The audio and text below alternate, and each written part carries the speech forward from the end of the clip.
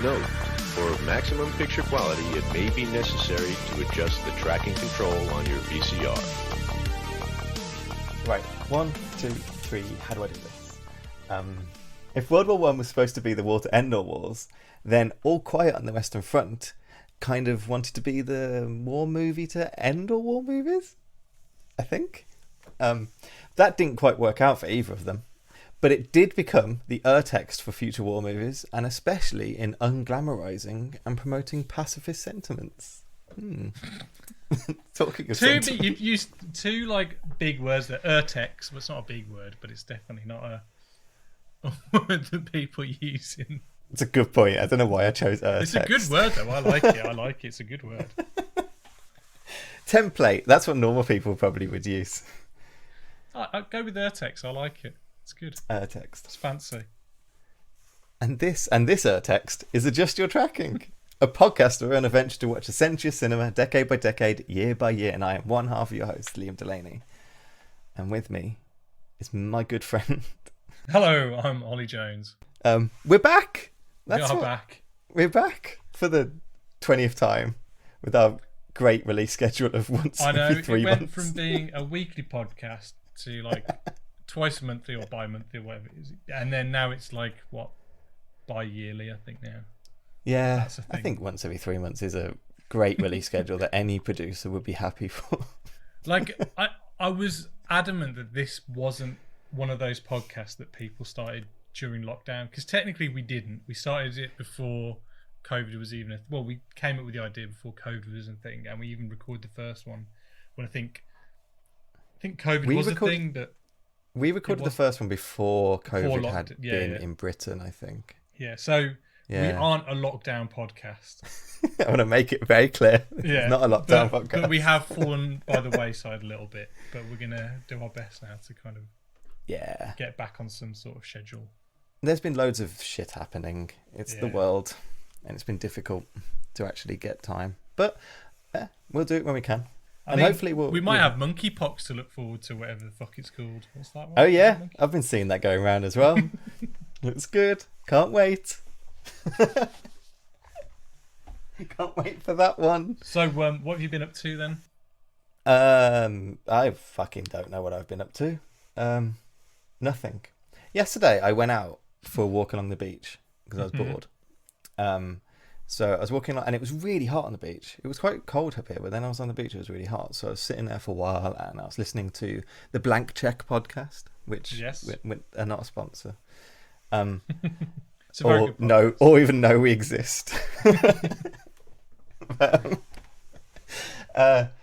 And on the way back, I popped into a random pub, just a completely random one that I'd never been in before. It just looked kind of nice, and I thought I'd get a glass of wine or something before. Whereabouts was it? On the pier or? No, it's just up. So I just started walking up the hill, and I just beyond one of the little squares. They've got squares all through Brighton and stuff. Nice. And I was sitting in the pub, and I think I was reading or scrolling the internet, and this guy just walked in, kind of set up the piano and just started playing piano.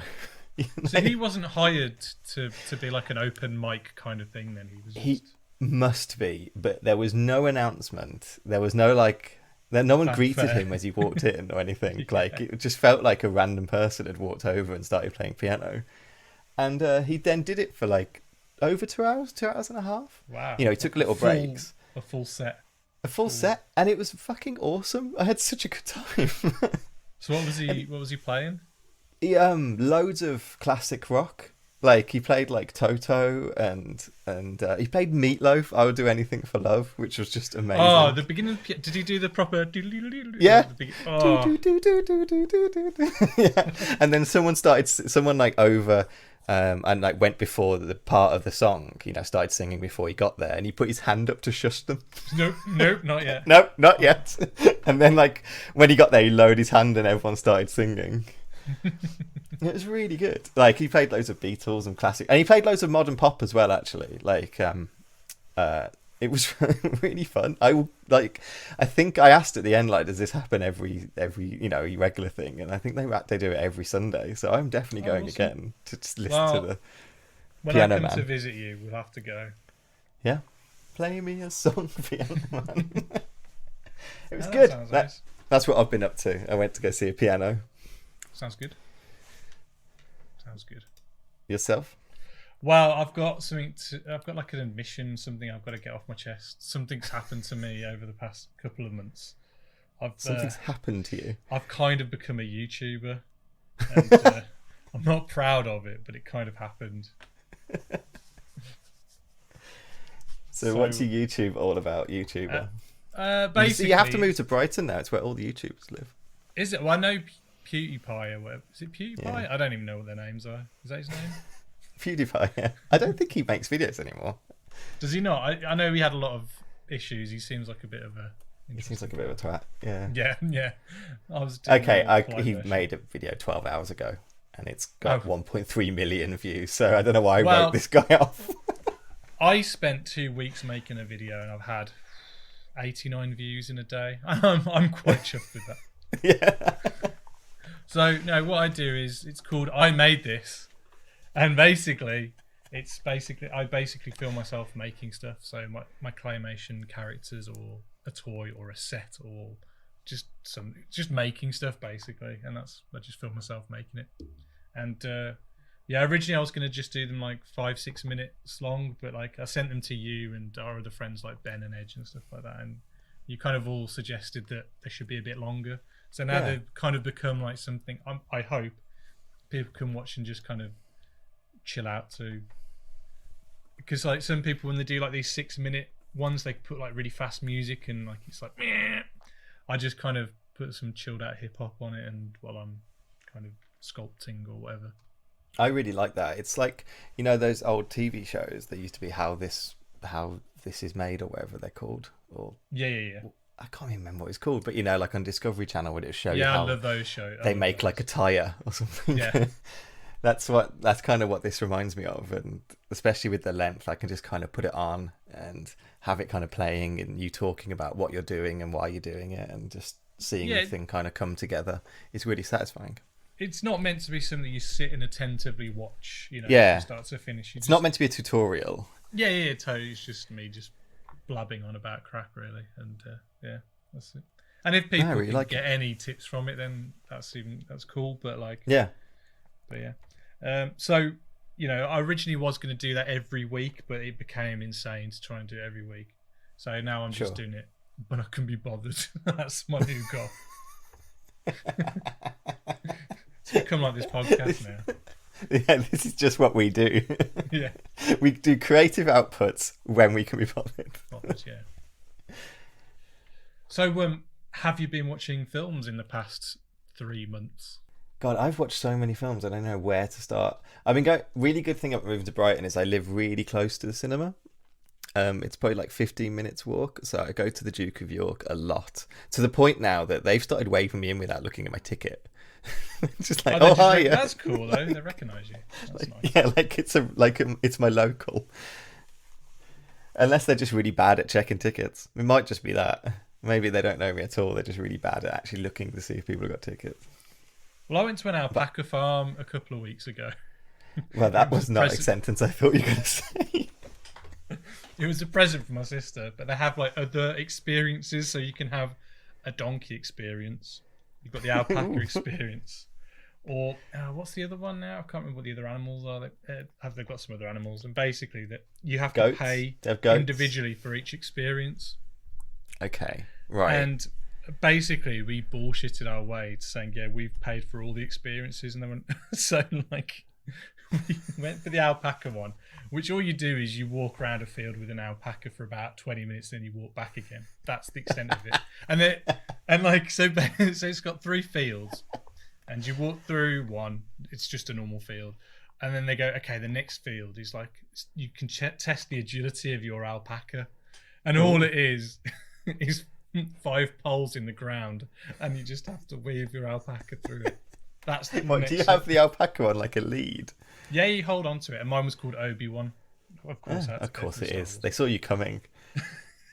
And then the third field, they're like, they might start running once you get into the third field because they know there's food there. And I was like, oh, cool. So they give us food. Cool. They do actually do something. So then We walk into the third field and we get to the place where, you know, they get fed. And then they went, all right, everybody bring out your food that you've bought in the gift shop. And me and Caroline were like, we didn't buy any food for the alpaca in the gift shop. Oh, no. So, like, all these alpacas are just munching on this food, and our alpacas are like, you fucking twats. No. You're the worst. I know, but we weren't told. So then we thought, fuck it.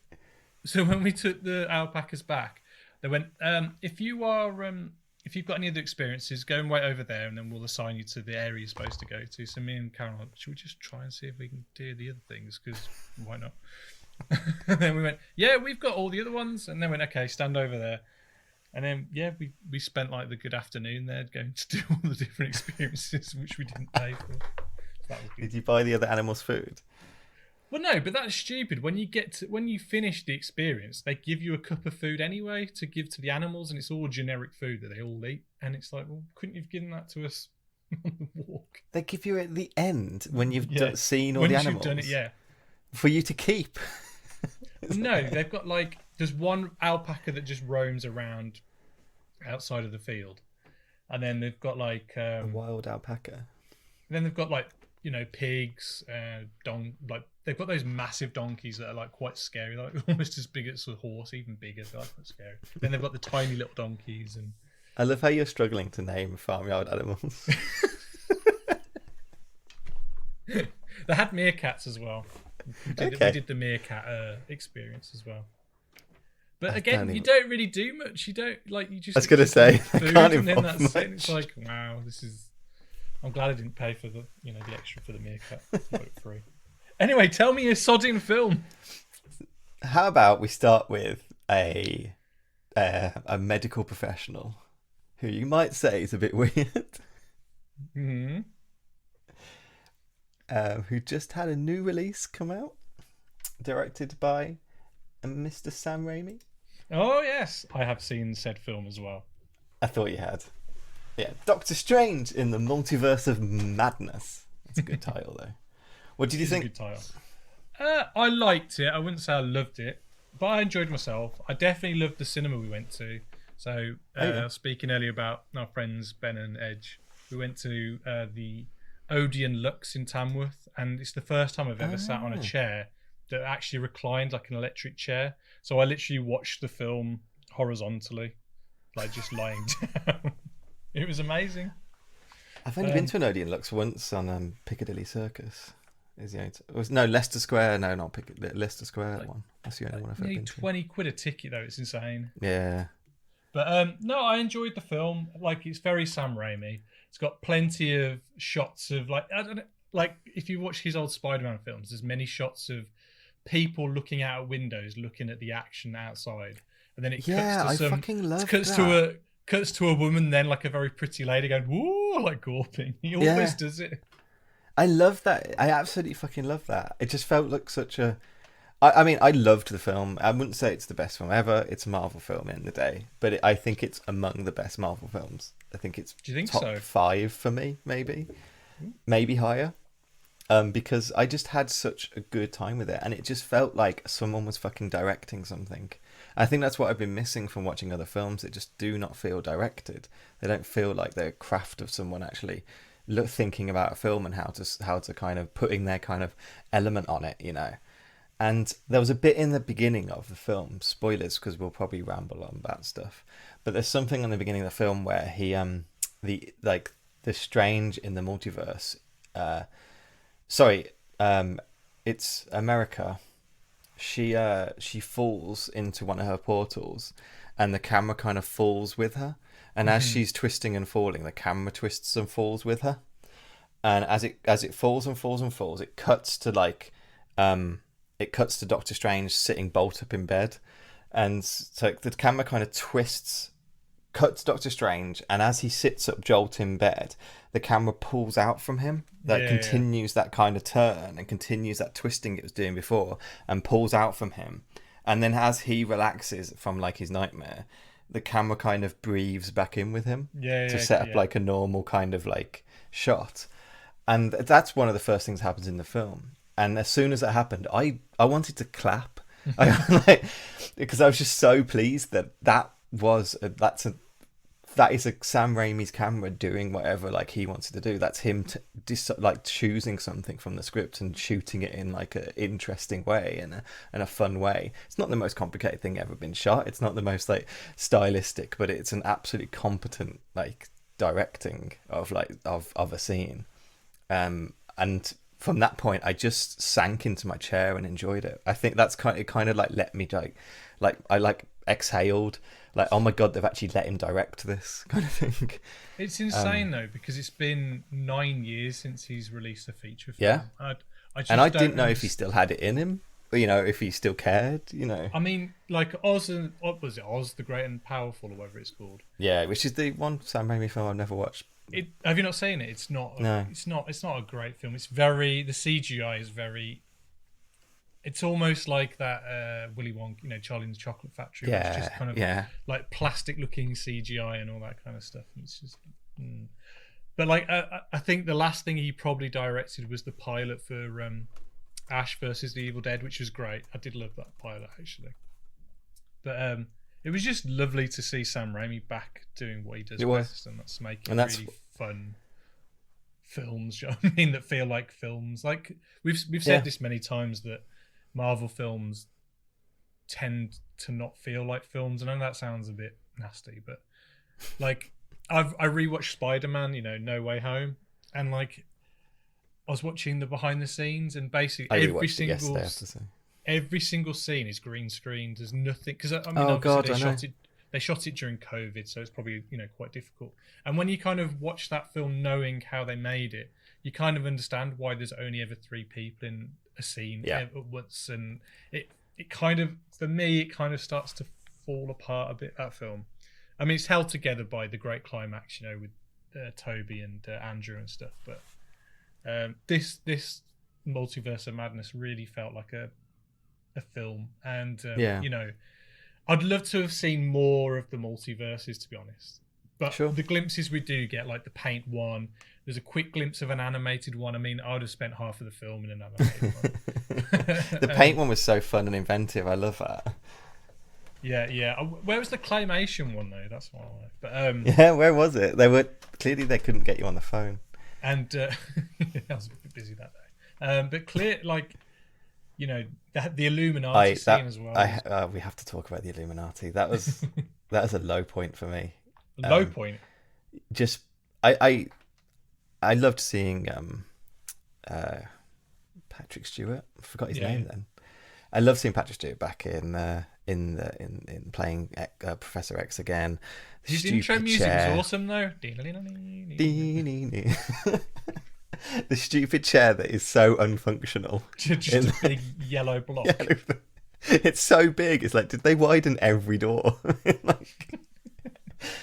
But like John Krasinski was so horribly miscast, so fucking bad in that role that I hope to God that that is just a fan thing for this, and when they actually cast him in the real universe, it's not going to be him. I don't. I have a feeling it will be him, because the one thing I was kind of hoping they would do in this film was have different actors portray Doctor Strange. So I was really hoping that Bruce Campbell was going to be another iteration of Doctor Strange, and that would have been amazing. Fucking loved Bruce Campbell's character though. God, that made me laugh. Had they done that, I think, then I could believe that John Krasinski is just a one-off in this film, just to kind of appease the fan casting that's been going around for years and years and years. But I have a feeling he will be. I reckon he might direct it as well, because I remember. Yeah, I can see that, because he's not doing the sequel to what's it called? Quiet Place. Quiet Place, and his show's now finished. The Jack Reacher show, whatever it is. Not Jack Reacher. Is it Jack Reacher? Yeah, he has finished that. Yeah, that show's finished. So his slate's complete, and obviously he doesn't have his good news show anymore. So he's all freed up. It's all free now. And they totally. I'm so annoyed they had one stretchy moment in it. Pretty much, I was like, come on. one little stretchy moment and it looked kind of bad. And that they were just, it was the most obvious point of that when none of these people have ever been in the same room as each other. I don't think any of them knew they'd done the film with each, Well, I mean, with each other. Elizabeth Olsen said she never worked with him one day. Yeah. So. And that's believable. He was just like, my piffy comment about John Krasinski, which I can't really remember it now, but like, I can't believe how much he was a walking corpse in that movie, in a movie where there was actually a walking corpse. Walking corpse. Hey, I just can't believe how miscast he felt. He felt with a cape wrong. made of souls, which was awesome. Oh, that honestly, that fucking bit, that ending, that cape of souls, I was just so on board. I was just in a total happy place. Those little jittering fucking souls and all, like all the little movements of them and all them like kind of like making comments and noises and just writhing all over the place. It's just so fucking like good. The horror hags and stuff like that in Evil Dead. Yeah. Like even the zombified Doctor Strange looked like Evil Ash from Army of Darkness and that. The Elizabeth Olsen is absolutely a deadite in part of that film. Like, you know, she's chasing them around through like the under tunnels and stuff like that. She moves like a deadite. Reflections and stuff. Yeah, and she can tell she was having a fucking ball. I've never seen her have this much fun in a Marvel thing. She looked like she was actually enjoying herself and wanted to be there. They gave her something to do. Yeah, they actually gave her something to fucking do. I know, yeah. I have to admit, I haven't seen WandaVision, but I actually don't feel like you don't need anything to watch it. You know, so you got everything you needed from this film. Going back to the Illuminati, though, I did quite like seeing, Peggy Carter as what's she called? I can't remember. Like Captain Britain or something. I don't know. Is it Captain Britain? I don't know. It's not like it's that. in that stupid fucking What If, the worst thing Marvel have done. Oh, that animated style is terrible. You know Horrid. You know the animated world they kind of go into quickly when they're going through the different multiverses. Is that the same style, or is it slightly different? I'm not sure actually. I'm not sure. I want to say it's slightly different, but I'm not sure. And I loved seeing the Black Bolt death was fucking brilliant. I laughed out loud with like it's just such a fucking Sam Raimi moment of just him blowing his own brains out and like the proper like the way he shots it, and I just loved how physical the deaths were in this. Like I was kind of watching it going, they let him be physical. Like Marvel don't let people do physical deaths like this. Like the way that one of the Strange gets impaled on like spikes at the end and stuff like that. That was like actual physical things happening. In like what I wouldn't call it a horror film, but with that fantasy horror elements, you know that, and it just felt good. The kind of films that we would have watched in the 80s as kids. Yeah. We grew up watching where it's not gratuitously violent, whether, but it's got like little hints of horror and scary stuff in it. Like Ghostbusters or even the Goonies and things like that. Indiana Jones, for example. Just. That's like kids actually love stuff like that, Yeah. Him pulling the eyeball out of that like Gamora or everything. That's so that was amazing. Good. I mean, me, I love a good tentacle squiddy monster, so I was down with that. And I just found like out of all the Marvel films, the way that he got into the action, the way that he moved from like scenes into action was kinetic. Mm-hmm. Like it flowed, it was thought about. It felt to me just so much more fun to watch than I have had with a Marvel film in forever. And do you know what the best thing about it was? It was 2 hours long. Like no, right? Was it? God. And I was just like, it's embarrassing that I think back to John Watts doing the press for like Spider-Man. It's fucking embarrassing that he was saying they were doing like, we're doing full Sam Cam, like, and it's like, no, you fucking aren't at all. Like, it's like the next film comes out is like Sam Raimi giving you a fucking masterclass in how to shoot shit. Like, it kind of feels embarrassing they didn't give him Spider-Man, frankly. But I'm glad that he did this. Because I mean, I know that he's talking about like he'd love to do a Spider-Man 4. I mean, I don't think he'll ever do another Spider-Man, but no, I don't think so either. But I did think some of the dialogue was pretty ropey. Like Rachel McAdams got some pretty oof lines. Like there's like a "go to hell" line or something like that. I don't know. Normal stuff. Yeah. But I love the fact it's about like a Book of the Dead essentially as well. Yeah. Like, Yeah. you know, you can't get away from it. Cannot get away from it at all. Yeah, I liked it, and even I'm not the biggest fan of Benedict Cumberbatch's Doctor Strange, but I don't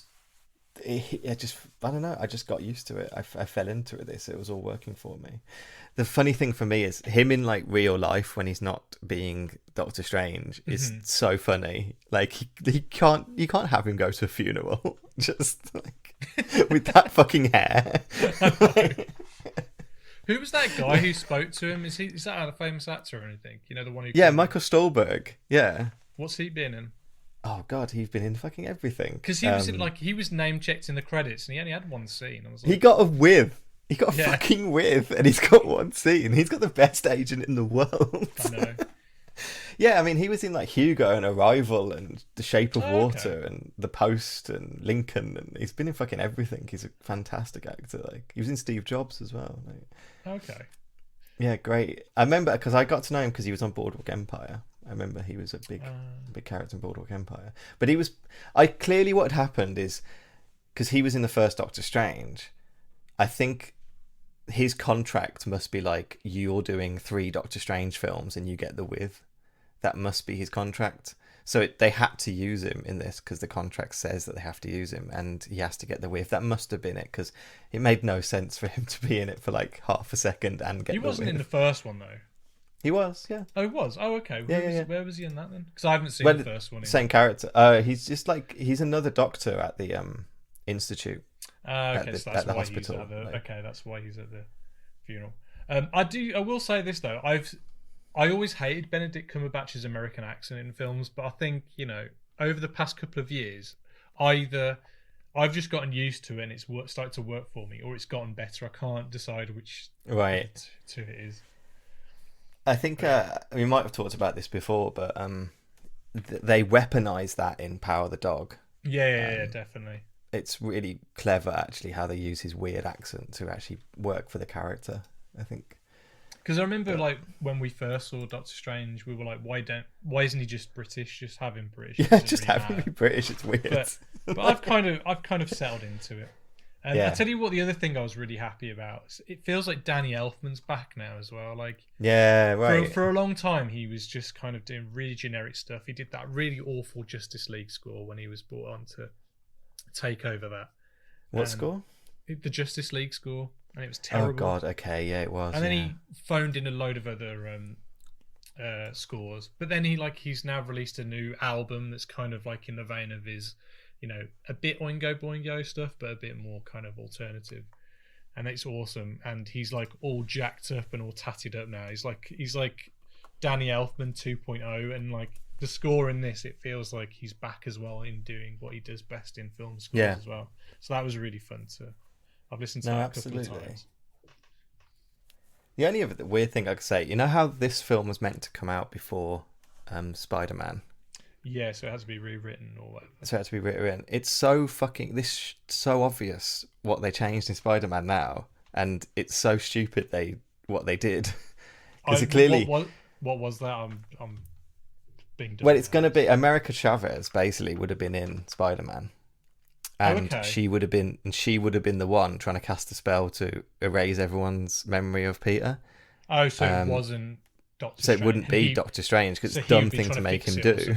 So he'd try and fix it, basically. But he'd try and fix it, so they'd be on the run from him the whole film. And that's why the portals exist, that Ned starts opening, because it would have been America Chavez opening portals to run away from Strange. So now he's just by the release schedule, he's now a potential future sorcerer just because of that. Yeah, because of that. But it makes so much more sense. It's like, that would make sense. Why did they fuck around with it? But, why was that? Was it just the script wasn't ready, or? I think Sam or Marvel wanted reshoots on Doctor Strange. Oh, okay, fair enough. I think they're definite reshoots and reworkings of stuff. Maybe the CGI took longer than they thought it would, or something. But yeah, I thoroughly enjoyed it. I mean, I wouldn't say it's my favourite Marvel film, but a solid 3.5, 4 out of 5 for me, I think, on that one. Yeah, I got solid 4 easily. you go, I'll talk about a film that I watched. Well, actually, I watched 2 films that are essentially the same film. Okay. So I watched. So Jackass, did I actually, weirdly. I watched Jackass Forever and Jackass 4.5. Okay, I haven't seen 4.5. I have watched Jackass Forever. I'd argue and say that 4.5 might be better than Forever. Oh, really? Why? And it's weird because I don't know if you've watched any of the 0.5 films. So I think it's 2.5. And No, I haven't 2.5. actually. They're kind of half documentary, half deleted scenes, half kind of just more of the camaraderie of them. Do you know what I mean? Which is my favourite aspect of Jackass. Like, I'm not a fan of when they do the skits on like random people in the public. Oh, like they're bad. Public. Yeah. I think there's only a couple in Forever because of obviously COVID and stuff. But those ones that were in it were the most boring for me. But my favourites when they're all grouped together and they're all just fucking laughing at each other at all the stupid shit They're proper those like are my favourite. They're proper like dudes being bros films. Yeah, but in a way that it's not. They're not like men. Do you know what I mean? There's like in 4.5. There's so many dicks around, and it's like very homoerotic in a weird kind of way. Do you know what I mean? Like, yeah. And I love that about Jackass, that it's not about being the alpha male. It's just about, I don't know, just one-upping each other in just terms of how stupid they can be. Yeah, it does seem to be, for what they do, generally quite untoxic to each other. Yeah, I think so. I mean, they all play pranks on each other, but that's just what they do. But everyone's fair game. But the weird thing about that, I always thought Bam Margera came across as the most, I don't know, selfish. Oh yeah, because he could give it, but he couldn't take it. Yeah, he always got really, really mad and really quite obviously pissed off at stuff. Whereas he would always be like the instigator to do things. I always felt it wasn't like fair game. Yeah, he always felt a bit more malicious, I think. Yeah, malicious is a good word. Yeah, and like, you know, this is the first Jackass film that has no one from CKY. So if anyone hasn't ever seen, so CKY was around before Jackass, and big was like, for us. Yeah. Now, like Bam Margera's skate videos that kind of had him, Ryan Dunn, Brandon DeCamillo, Rab himself, Ray Keon, and a bunch of other people, and they were mostly skate videos that just had skits in it and kind of, you know, trolley stuff and all that kind of stuff. And they took bits of that and put it into the pilot of Jackass, and they put, like, I think Bam went over and Ryan Dunn, I think it's just them two really who kind of joined the Jackass crew. But obviously since Ryan Dunn died, I think Bam's kind of spiraled out of control, hasn't he? And he wasn't in the fourth one. Well, he's in one scene in the fourth one, which is actually quite funny. It's when they're like a marching band and they go on the not conveyor belt, what do you call it, like a treadmill. Oh, is he in that bit? He's in that. I was looking out for him and I never saw him when I was watching it. And I think he's in the scene when they do the wedgie with Wee Man, where they like drop him from a great height. Oh yeah, I think but other than that, I don't think he was asked back. Cause I think he was fired. I think because he couldn't like agree to their terms and conditions. I think. Yeah, I think there was something to do with sobriety. Is that the word? Pretty much. Yeah, and he didn't keep up with it because he has issues. Yeah. What did you think of the new people though? So you had. I actually quite liked the new people. I mean, my favourite was Poopies. He just felt like Tom DeLonge or something in Jackass. I can't remember their names. I watched it once. The best though is the one guy's dad called Dark Shark. Oh yeah, he's fucking funny. He's like an ex-gangbanger, like shot people and stuff, which you should laugh at. But like, he's scared of birds, he's scared of flying, so they make you do all that shit. The one with the tarantula mask, and he's just killing. Oh, I think he's grabbed. Has he grabbed Johnny Knoxville or something? I think so. Like strangles someone. Good stuff. And like the whole intro of the Forever is the intro's amazing. Yeah, the intro's fucking like, amazing. It's just like a kaiju thing, but with Party Boy's dick. It's amazing. Yeah. And I love Party Boy because he doesn't really do the stunts, but he's just more of like a hype man, essentially. Party Boy's one of the weirdest people that's ever existed. Yeah, he just bounces around while everyone does weird shit. That and the guy who loves to poo himself. Oh, Dave England. Is it England? Yeah. He's the scat one. That's always. You know how you watch like freak shows and you think, how would that people ever have been like the Gimp and done this back in the day? And then you just have to watch Jackass and go, oh right, yeah, they're still around. They're I think my favourite member of Jackass though is Danger Aaron. He's the one for me that feels like he feels the most genuine to me. And I do like Johnny Knoxville, I have to admit, but I really like Johnny Knoxville. I love Danger Aaron. He's my favourite one. And I have to Google him. I can't think of what you. Danger Aaron. Oh, him. Yeah. Okay. Yeah. Yeah, he looks like Pixel Dan. If you know who Pixel Dan is. I don't. Sorry. Pixel Dan is like a toy reviewer on YouTube. He's quite I don't know your toy worlds. But, yeah, he's the one that kind of gets picked on the most, I think. And like, if you ever watch Steve-O's or listen to Steve-O's podcast, he's been on it a few times, and you know, he kind of purposely took on the role as the one that kind of gets picked on because you kind of need that one who's like who comes across a bit more timid or whatever. And they all kind of fulfill a different role, don't they? Yeah. Steve-O's voice is fucked, man. Like I think he's done so much laughing gas or something that his voice is just so bizarre now. One of my favourite cast members of Jackass is the documentarian whose name's gone out of my fucking head. Who's I don't even know if I guess he's shooting the film. I guess he's a cameraman on the film. Lance. Yeah. Yeah. He always, as soon as someone pukes, he starts puking. He starts puking. And then faints.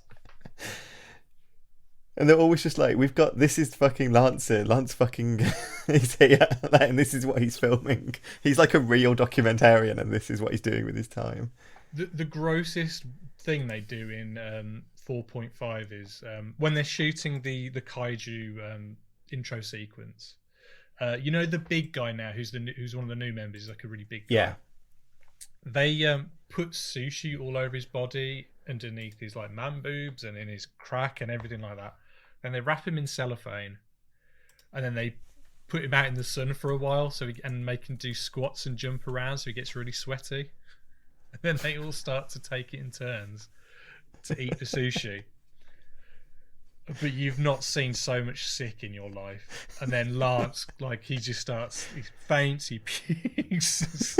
It's so messy. But I love it. Yeah, I've got a real soft spot for Jackass. Really do. Like, I watched them all in a row. I even watched fucking Bad Grandpa, which I haven't seen that one. But I watched them all in a row just because when the new one was coming out, and I was just kind of sitting there going, "Yeah, this is like my childhood." I can't watched believe a lot of this. I can't believe Johnny Knoxville did that one with the bull again. Like, why did he need to do that one again? Like when he got tossed in there, and you saw when he landed. I saw it land on his arm, and I thought that arm is broken. And then the next shot, he's got a cast on his arm. I was like, ooh. The fucking brain. That one when he gets actually brain damage is insane. Is that in the second one or? No, it's this one. It's Forever. Is it in Forever? He gets brain damage, proper like injury during it. Because I know I remember watching an interview with him, and he's talking about like he kind of like got mono or something from it. Like he would like just zone out all the time, like doing editing and just kind of So I don't know if that was from that. Maybe it was. I think so. Yeah, I think that he's found his concentration waning or something. That's it. Yeah. Yeah, it's all from that bull stunt. Oof. What an idiot. So, what else have you watched? What an idiot, but he's doing what he loves. I watched both Firestarters. Oh, okay. I've seen the original one many moons ago. Yeah, I realised I'd never seen it, so I thought I'd watch it, and then I went to go watch the new one, and it's much worse than the original. Even the original's bad, but this is much worse. Did you watch it at the cinema, the new one? Yeah, I had an afternoon. Yeah, I go to the cinema. That's what I do. So that was bad. Don't watch that. I did, however, go and see. I don't know if you've seen this. Everywhere, Everything, All at Once. I've not been Everything, Everywhere, All at Once. But I definitely want to. Because I mean, we spoke about that on the last podcast. We like I did, say, yeah, how yeah, yeah. excited We talked were about for it possibly coming out at some point, and that was how long ago our last episode was. But I mean, I'm super excited to see it, but I haven't had a chance to watch it yet. And your thoughts?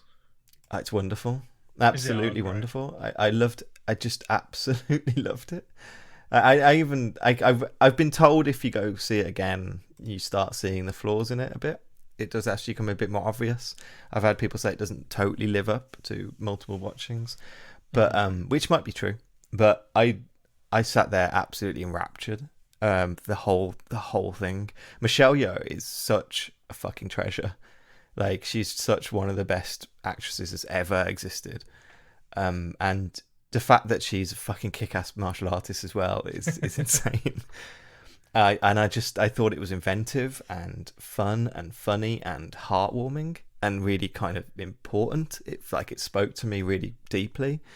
I just absolutely couldn't have loved it more. Really, I absolutely fell in love with it. Well, I mean, I loved their first film. I don't think it was their first film, but Swiss Army Man. I really enjoyed that film. Yeah, I haven't watched that. I need to watch it. It's super weird. It's got Paul Dano finds a corpse, which is Harry Potter, but like he can fire harpoons out of his mouth, and his farts like help do stuff. It's bonkers, but it's well worth a watch. It just feels like they're on. It's got heart. They but it's got just heart have. to it. Yeah, this is what I really liked about this. They felt like they had a unique vision. They felt like they had something, and they felt like they went there. And what's really funny about it is that it takes the actual kind of length of what you're watching is really short. It's almost like an afternoon, or it's sort of like I think it's like a day basically in the life of these characters. And the way they use the flow of time with multiversal stuff, I think, is really inventive. That you're cutting between these crazy universes more and more and more as you watch it. I just thought it was a joy, an absolute fucking joy. And I'm gonna butcher his name, but the male lead, Ke Huy Quan. Yeah, it's Short Round. Short Round. I fucking spent the entire fucking film going, why do I know him? And going like, I must have seen some sort of martial art film with him in. I must have watched some like some Hong Kong film or something. I cannot picture who he is. The fight scenes in this, especially his, are really like Jackie Chan inspired, or not inspired maybe that, but like that style of fighting with like a coat, or you fall over and now the spoon's your weapon kind of thing. So he does a lot of that in this, and I was kind of at times I was just like, is this Jack? No, it's not Jackie Chan. I was almost getting confused about who I was watching, and it was the first thing I looked at when I got out of the cinema, and I couldn't fucking believe it's Short Round. And oh my god, I want him to do more films. I cannot believe we've been robbed for him for like, I don't know, 30 years or something. Well, I think he's been waiting for this opportunity. I think it was like Filthy Rich Asians, which made him realise, like Asian people are being cast now in Hollywood films, and I guess like that's what I heard him say. Yeah, with, he watched it and was just like, and stuff like that. There's something for me now, and they jumped on the Daniels jumped on him, and he's honestly so. I know that he's worked as a choreographer for years, so it makes sense that so he's kept up with his martial arts and stuff throughout. Yeah, right. I think that's what he mainly has been working as. So he's been in the industry to an extent, I guess then. Yeah, definitely.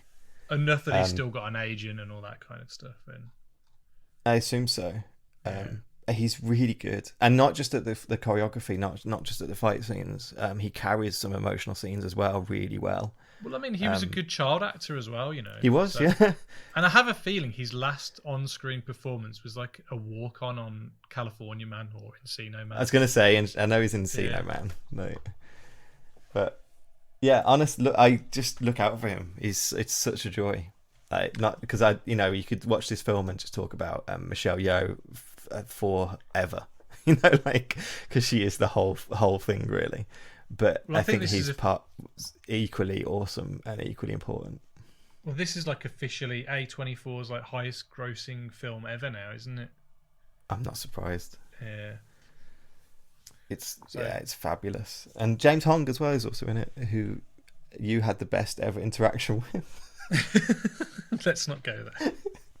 Well, we can tell. We haven't. We can tell the audience. All three of you. Yeah, me and Liam went to a comic convention, but not a comic convention. It was kind of a mixture of like memorabilia and film and TV and stuff. And it's called Memorabilia, and he was signing there, and me and Liam went to go and get his autograph or whatever. And you know, because we grew up watching Big Trouble in Little China and the X-Files episode, is it Bad Money he's in or something like that? Oh God, yeah, Milan and fucking Blade Runner, yeah. Being the massive racist that I am, I thought he was actually like Chinese, and so I spoke to him in like really broken English. In all fairness to me, I was 13 or 14 at the time. Yeah, you were a kid, but you kind of like, do you speak English or something? You said something like that, and the guy went, "Yeah, I'm American."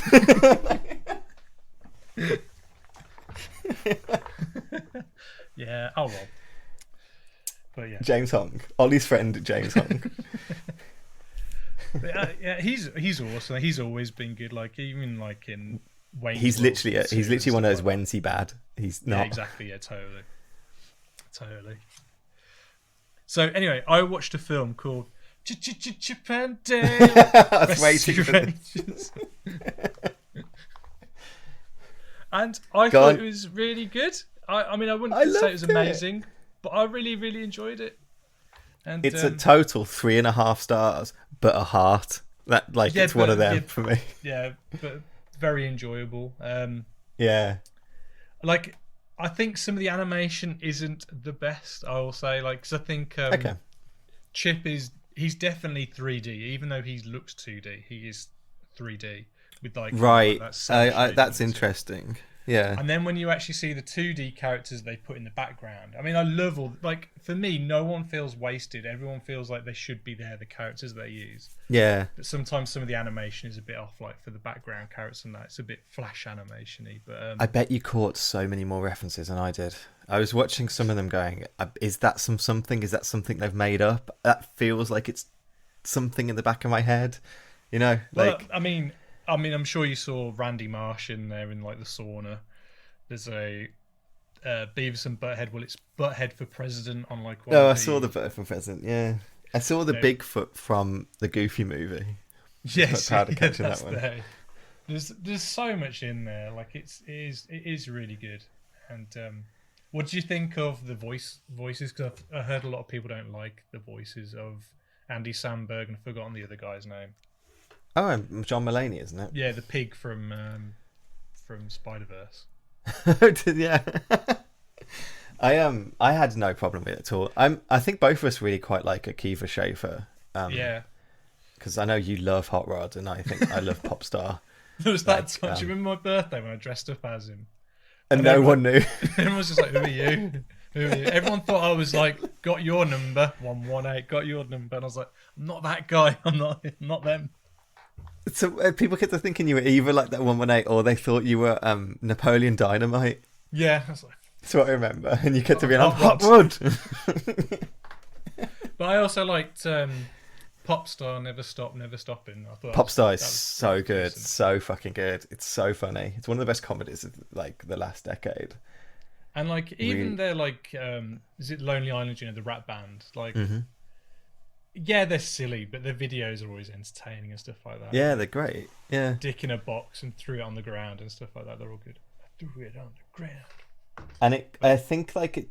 I mean, I really fucking love Chip and Dale. Yeah, I really love Rescue Rangers. It was really important to me as a kid. Like, well, when we were kids, you had those. You had Tailspin, yeah, DuckTales, Rescue Rangers, Darkwing Duck. What else was there? That's my kind of. That's my bag. Oh, Gummy Bears as well. Gummy Bears. I was gonna say Gummy Bears. If we could laugh at me, but I fucking loved Gummy Bears. Bouncing here and everywhere.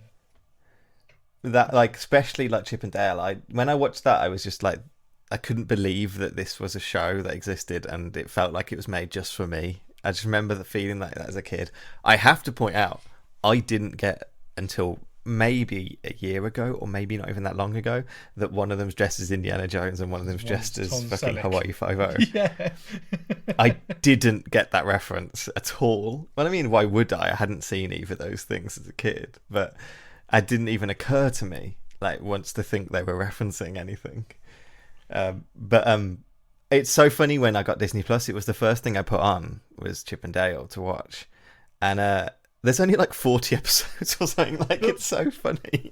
But what I love about this film, though, it feels to me that it's in the universe of Roger Rabbit. It's the same. Yeah, like, that's why I really was waiting for them to do an explicit reference to like the Roger Rabbit. That's why there's animated characters existing with live action, but with real people. And even the way they shoot the cartoons is exactly the same way as they shoot the cartoons in Who Framed Roger Rabbit. I mean, in terms of a film, that is still the GOAT in terms of like live action with hand drawn characters and stuff. You can't beat like on one end you've got like Roger Rabbit, and the other scale is like Space Jam 2, basically. Or what's the Cool World? Okay. Well, I mean more like in the kind of property uses, the use of property, and like this is much more towards Roger Rabbit than it is Space Jam 2. It's a lot. All the references less in it are cartoons. Do you know what I mean? So it's all for the love of cartoons. Whereas Space Jam is like, well, the first one not so much, but the second one where it's just like throw every fucking IP in there. It's like bleh. This felt not like they were just throwing every IP in. This did feel like they love animation, they love these things, and they wanted to do something with it. And that, I think that comes through when you're watching it, and I think that's what helps it be like a heart. You know, that one makes me feel good about it. And it's not perfect, but it is funny, and it does feel really good. And it got me emotionally a couple of points as well. So is it Gumby or whatever? You know, the police detective. Is it Gumby? You know, it's more famous in America, the claymation character. And I don't know if he's meant to explicitly be that character. No, because they reference Gumby in it. Oh, they do. Okay. Yeah, they actually they call him like a cut price Gumby or officer. Like they call it like insult him to it or something.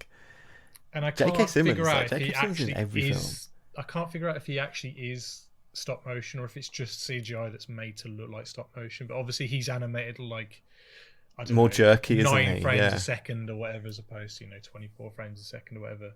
And like that's J.K. Simmons, isn't it? Yeah. And okay, so the big thing is you've got Ugly Sonic in it. Is it actually licensed Sonic, or have they managed to get around it by calling it Ugly Sonic or something? No, they've definitely had to approach Paramount, whoever owns the Sonic license, and they would have had to say like, let's sign a deal to put the character in our film, please. Like, so like it. Which is kind of funny because the amount of fucking effort the CGI artists put into making that character, it's kind of funny that it has been used in a film. But like the fact that it's used really well. Like, it's not taking the piss. It's actually like, it's lovingly done, I think. But is he human-sized or is he... Oh God, I don't know. This is what I couldn't work out. He's kind of human-sized, isn't he? Yeah, that makes it even more scarier, I think. Because Sonic's meant to be like, what, 3 foot tall, 2.5 maybe? Like... Ugh. It's so funny how like I got used to seeing him in the film. Like, it stopped looking weird to me by the time like it comes to the end. It is bonkers though when they made that first Sonic that version got signed off and approved, and they're like, "Yep, this is our Sonic." And insane. What the fuck? It's like, did anyone look at Sonic? I can't blame the artist. They've like, CGI artists have such a hard time. But the person designing that Sonic was noted to death. Yeah. To the point, he probably, I imagine he or she or they or whoever made it, whoever drew it, probably had a very more like real, like a realistic interpretation of the Sonic we know, and then it just got noted to the death and it became this monstrosity. Yeah, because you can see it happening. Like, they probably drew the original one looking like Sonic, and then it went off, and they went, "Why is like his arms white?" And like, let's make them blue because his fur's blue. And that little change already changes what Sonic looks like, because Sonic doesn't have blue arms. It's all because it was a sprite, like the same way like So you could see the arms, reason Mario wears a jumpsuit is because they wanted you to be able to see his arms, like, because you can't see it when it's one color. So it's all because of that. But there's not this. But that was the design, and that's what Sonic looks like. It's weird to change that. He still has blue arms now in I know. Yeah, like... in the new one they kept that. It's just something that always pops whenever I see the new Sonic, because I did watch Sonic 2. Whenever I see it, it's one thing I can't stop looking at, because it's like, why? It's not what he looks like. It's like it's weird. It's the teeth that were weird in that. It's so odd. It's that's the big nose joke, and isn't teeth. It? They keep just staring at the teeth. Why were they looking so much at a hedgehog rather than Sonic? Oh, did you notice who did the voice of, is it Montgomery Jack? What's his name? The one who's obsessed with cheese. Yeah, Montgomery Jack. Yeah, it's Eric Barner, isn't it? Yeah. Yeah, I couldn't hear him. I just know because I've looked it up. But I'm intrigued to see if they do more, because I feel like this could have been... I would have seen this at the cinema. Yeah, I think dumping this on Disney Plus was a mistake. I think this could have made quite a lot of money in the cinema. Like the amount of effort they went to like secure all the licenses for all the characters, or all the favors. Even the fact Disney let them do that, because Disney are a company that do not laugh at themselves. They're very serious as a company. They take themselves very seriously, and I can't believe Akiva taught them into it. Really. I mean, the bootlegging plot I thought was genius, and and when they go in that machine and like they turn them into like a Ren and Stimpy-esque version and things like that. That is just screams to me. That's like my wheelhouse. But I thought they did. And just really you can tell that I just love seeing these characters again. Like, I didn't know I had, it's strong nostalgia for me. I didn't know I needed to see Chip and Dale again, but I did, and I needed to see them get the gang back together. I just needed. There was something inside of me that needed to see it, and I'm really happy. I love the fact that Gadget got with the fly as well. They've got like these fly mouse baby things. That was a good touch. Yeah, it was good. It was good. As you say, it's not perfect, but it's good. I did see there was a reference, because Roger Rabbit's in it, and they talk about Jessica Rabbit as well. But they also Sweet Pete has a jar of dip as well. Yes, I noticed that. Yeah. Which I was like, yeah. And I love I was waiting for them to make explicit reference, but that was enough of a reference that this is the same universe for me. I mean, I did not like the animation of Sweet Pete. It looked like a 2004 cell shaded video game. It looked a bit... That was my least favourite. I think Sweet Pete was my least favourite part of it. I did like it when he became like, the bootleg version at the end, where he's kind of like a Destructicon, where it's built up of all these different things. So he's got like an Optimus Prime leg and all that kind of stuff. I just don't think it should have been Peter Pan. I think it should have been like a shitty 2000 animation, something that we don't love. Home on the Range, honestly, like Bolt the Dog. I don't know, it should have been something like that. I think making Peter Pan didn't totally work for me, especially because part of the plot was about him aging, and he's got a machine that can redraw you. So why wouldn't he just redraw himself young? Yeah. And he's also the only one who's aged, the only cartoon who's aged. And if Dale can have surgery that makes him look CGI, why couldn't have he had surgery that makes him look? Yeah, exactly. But it's a shame they didn't with the Roger Rabbit thing. Like, it would have been perfect for Jessica Rabbit to have had the CGI upscale treatment. Do you know what I mean? Like, she's like how in the original film Betty Boop is the only black and white cartoon. Yes. Work's been really hard since cartoons went to colour. Like, maybe Jessica Rabbit became CGI to kind of keep up with the times and stuff like that. Keep up with the game, yeah. But, I like that idea a lot. That I loved the kind of 2000 and like the guy from Beowulf and stuff. That was really funny. I just love Oh, do you mean Seth Rogen's character? Yeah. And he can't look in a particular direction. But yeah, Dale definitely was. They were referencing Alvin and the Chipmunks for him, surely. We're going for that. But and I think I've forgotten the name of the female actress, but she did a good job of like doing the Bob Hoskins things of having to hold characters that aren't really there and all that kind of stuff. Yeah, Kiki Lane. I only know her from The Old Guard. Yeah, she did a good job. I think she's in Beale Street Could Talk as well. But yeah, she was really good. She was really good. Oh, I loved the Muppet as well, the cheese Muppet guy that was a bit like the Swedish kind of.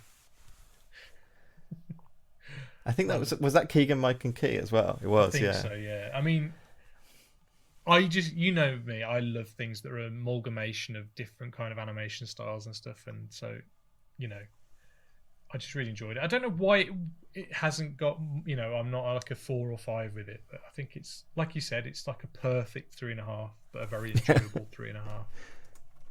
I think maybe it's a bit not forgettable, but it's kind of when you're in the moment watching it, it's really fun. But when you finish watching it, it's like, oh, okay, that's done. I don't know if I'll watch it again, but like, it was I watched it like Saturday morning, and it like perfect I time made to some watch eggs, it. and I sat down with the dog and I watched it, and it was perfect. It was like that. This is a Saturday morning. You need to sit down with your cereal, like proper sugary cereal, like Lucky Charms or something. That's how you need to watch it in your pajamas. In your pajamas. So what else you watched? I watched The Northman. I really like Bjork. Have you watched The Northman? No, I have not watched The Northman yet. But it's one I'm really excited to watch. But you're gonna fucking love Bjork in it. Oh my god. I've seen a picture of her costume and I was like, oh my god. It's so good. So good. I watched X. Really good horror film, really good slasher horror film. Really recommend it.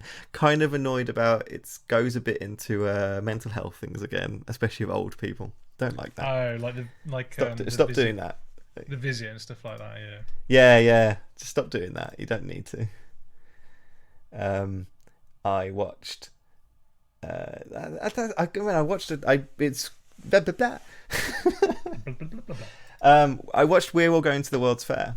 And it's wonderful, so watch that. Okay. I don't want to spoil anything about it, but it's. I think Jane Shubin is going to be a really good force in filmmaking, and I want to see what more she does. I'll check that one out. I'll just top off with a few that I watched. So I watched on Netflix a film called Metal Lords. Oh, cool! I've been wanting to see that. It's from the director of Nick and Nora's Infinite Playlist. It's about 2 friends who form a metal band.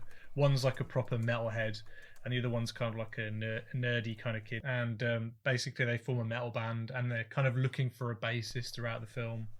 And they befriend this girl who plays the double bass, and the one who's like a full-on metalhead doesn't want her in the band and stuff like that. But the nerdy kid's like, look, she's good. I think she'll bring something that's quite unique to the band. And I quite enjoyed it. I think another solid 3.5 out of 5 film for me.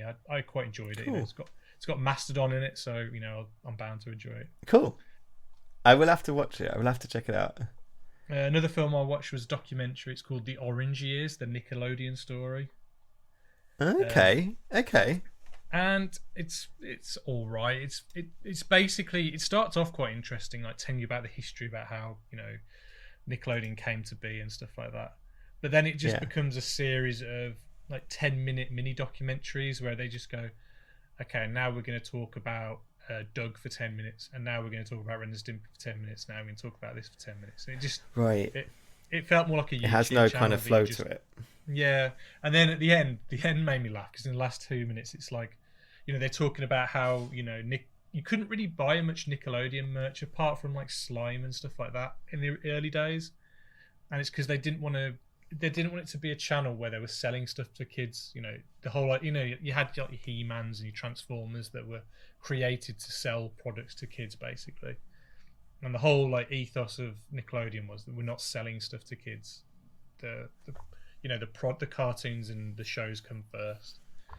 That's interesting. And then they're like, then SpongeBob happened, and then we made millions and we basically sold out. And that was the end. Right. And the woman who kind of created Nickelodeon, or she didn't create it, but she was the one who kind of built it to what it became. She like left Nickelodeon because she said, I've built it up to, the highest I can build it up to. And I like the idea of startups of something, building something that's from nothing. Yeah. So she left to join Disney.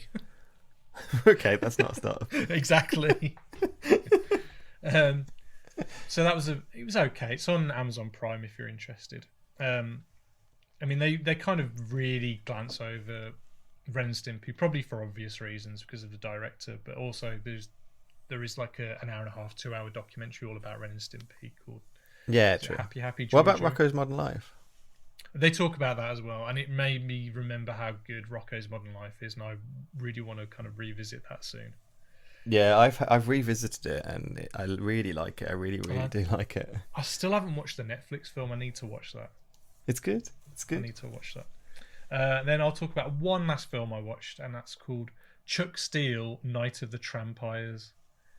Oh, okay. So Chuck Steele originally started off as a short film that came out about 10 years ago, and it's called Chuck Steele, Balls of Steel, and it's like a claymation kind of action event, like an action film, like like a Die Hard kind of thing, but all in plasticine. And the animation is fantastic, I will say that, but fantastic to the point where it kind of goes into the uncanny valley, because I don't know if they use some sort of frame interpretation kind of, or frame smoothing. So like if you turn on like your TV and you put on motion smoothing, it kind of adds extra frames, and it kind of gives it that kind of fake digital look to it. Do you know what I mean? Yeah, I think I can picture it. This film reeks of that, and it's kind of, I don't know what it, like for me, like one of the things about stop motion is it should feel a bit jerky. Yeah, and this sure. felt too smooth, but like I don't want to fault the animators because the animation is fantastic. Yeah, but sure. I've forgotten the name of the director, but he did a series in the 90s called Gogs, and it was basically like a claymation, like a caveman show. Do you remember it? Yes, I do. Yeah. It's kind of like came out around the same time as like Wallace and Gromit was big and stuff like that, but it wasn't as big as looking as Wallace and Gromit. And he's based in Wales, and this film was all shot in Wales, and it's all funded by like the Welsh Film, I don't know, whatever association or whatever. And I think maybe some lottery funding as well. Okay. But oh god, the script is atrocious, and it's like. Don't get me wrong, I don't mind some offensive stuff as long as it's kind of got a point to it, or it's a satire or whatever. This was just offensive for the sake of being I don't even know if they know they were being offensive, or it's just crap jokes. It felt like it was written by Jethro or something like that. Do you know what I mean? Like, God. And I felt so bad because of all the hard work the animators put into making like the animation wonderful. The sets look amazing. I'm not a big fan of the look of the characters, but they're still sculpted well. And I just felt what an absolute utter waste. Because there's horrible transgender jokes in it and stuff like that. That not a joke that just lasts for like 2 seconds of the film. It's the whole film, and it's just gross. It's just gross. Like. So basically, the whole... It sounds like a film that's like 20 years out of date. Oh, yeah, massively. So basically, the idea is that vampires and, Dracula and that have been kicked out of Transylvania, and they've made their way to America. And they've become homeless and drunks, and then now they just feed off drunk people. So it's called trampires. I mean, calling them tramps is already offensive, do you know what I mean? Because, anyway. And then... In the police station, they have like a psychologist who's voiced by Jennifer Saunders. I'm really surprised Jennifer Saunders did this. And it transpires in the film that the head vampire is this psychologist, and she's basically trying to demasculate all the police force, and she's made the captain think wants to be a woman and stuff like that, and it's just like, oh come on guys, God. And I was just watching it after a while I was just watching it out of pure curiosity, like going, what? Yeah. How did this happen? Like what? Like who? And what I found out was the film was finished in 2018, but no one wanted to touch it. No one wanted to release it. So they kind of did like a self-release basically, and it ended up on. It's on Amazon, but you have to pay to rent it. So I actually paid to watch this piece of shit. And like I said, I actually applied to work on this. This was when it was just the Chuck Steele film, and thankfully I didn't get to they thought I was shit and I didn't get to work on it. But like, I am so glad, because I could not imagine spending 4 years of your life working on this, and that was the end product. Like, it made me feel icky watching it. And I'm surprised I finished it. I finished watching because I paid £5 to watch the fucking thing. But to be fair, though, I should have known by the title of the film, really. But, you know. Yeah, but you sometimes think, has it got its tongue in its like exactly, cheek? Yeah, there's something to it, but yeah. no, there's nothing to it. I do remember that Gogs. I don't remember liking it, though, I have to say. All I remember, there was a baby in it, like a baby caveman that had like a big snotty bogey that kind of, well, it was a balloon that just kept going in and out. Yeah. That's all I remember. Weird memory. Yeah. Anyway, let's talk about a good film. Yeah, okay. I want to quickly mention two things.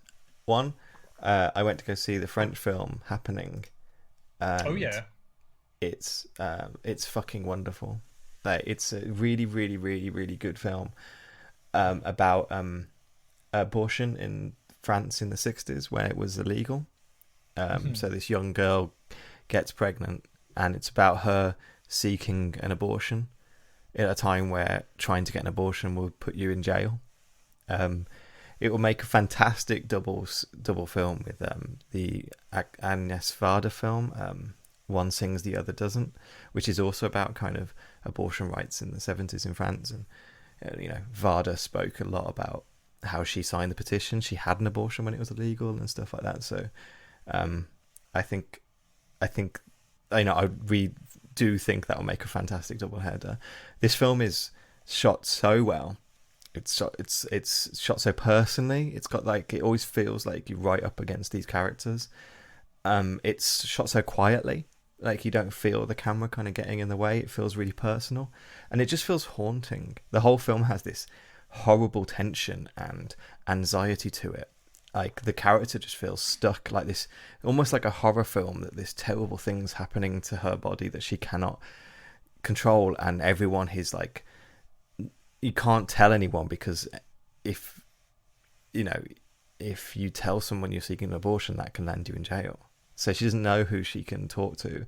She asks a doctor to give her like something to have, like help her have a miscarriage, and he prescribes basically estrogen, Right. not telling her what it is, but something that will actually strengthen the abortion, strengthen the baby, like, and tells her just start injecting this. Like, it's absolutely just gut wrenching. I felt sick during it. I had to look away at some scenes. I couldn't look at the screen in some scenes. It got to me so much, and I just think everyone should watch this film. I think it's fantastic. Well, especially with what's going on as well now. Literally, I was going to say that the day after I saw this film is when the court thing went for America. And I just couldn't, after sitting there and watching this absolute horror story about the idea of like abortion being illegal, or actually not even the idea, when it was, that someone could possibly think we can go back to that world is terrifying to me. Absolutely terrifying. So I really, really think it's an important film, and I think people should really try and catch it. The Happening. Just called Happening. Just Happening. Okay. Yeah. I was going to say The Happening. Is not the plant one. Yeah. Not M. Night's Plants Attack. And what's the other film you watched? I just wanted to say that we need to talk about the trailer, because an important trailer came out today that stars my best friend, Tom Cruise. Do you think you'd actually be friends with Tom Cruise? Yes. You actually do? I do. I think it's impossible not to be friends with Tom Cruise. I think he's friends with everyone. That's the whole Scientology thing. Like, he just seems, he's got that, like, you know, that he would know your name in 2 seconds and keep repeating at you, like, and just grabbing your arm and being like, "Hey, how you doing?" Like, he doesn't feel like a real person. That's what I love about him. I can't imagine Tom Cruise living. Like, I think just he does a film and afterwards he just gets sealed in a box until they need him again. Hibernates, yeah. I just can't imagine him going out for lunch or something. Tom, it's time to film Mission Impossible 8. And he wakes up and he does a big yawn. He does a big yawn does and then about stops running. 20,000 push-ups. Yeah. Runs on his treadmill. really intensely. I'm fascinated what Tom Cruise's career looks like after Mission Impossible. What, like, I think the only other actor I can compare him to is Clint Eastwood. In like, Tom Cruise exists as his own property. No one else is directing Tom Cruise now.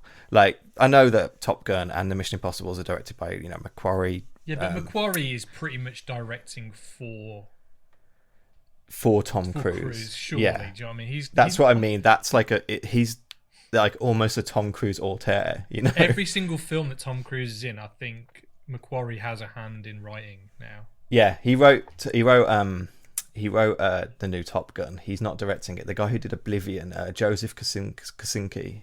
Yeah. He's directing the new Top Gun. Again, it's like Tom Cruise like finds these directors.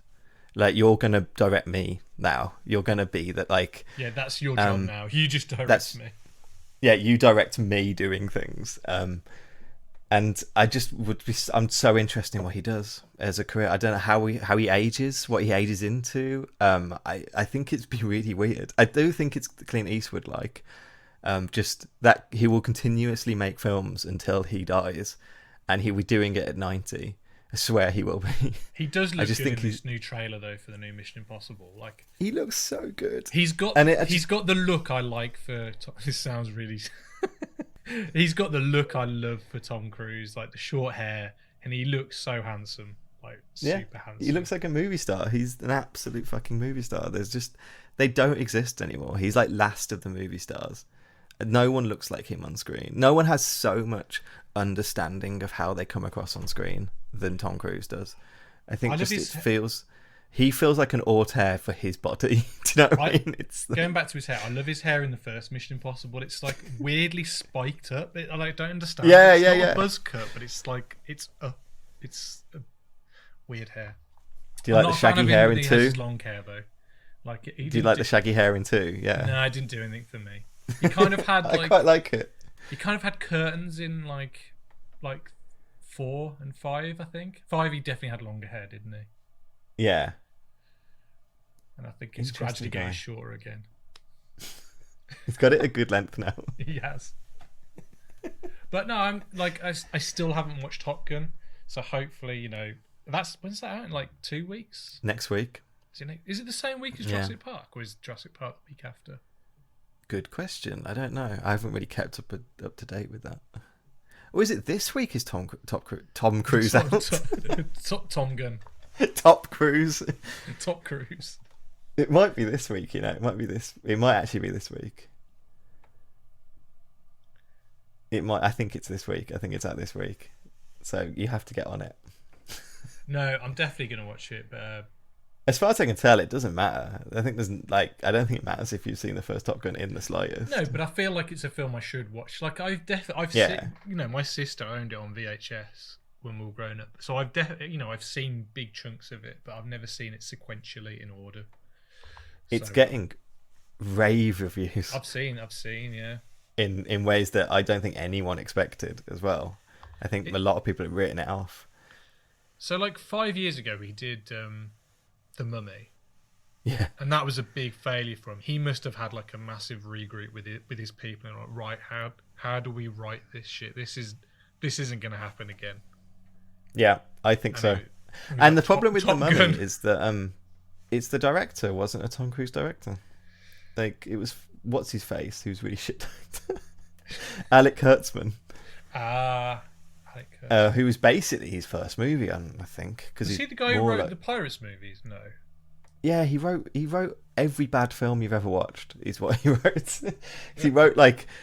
He wrote Transformers, the Star Trek, Amazing Spider-Man 2, Cowboys and Aliens, The Island.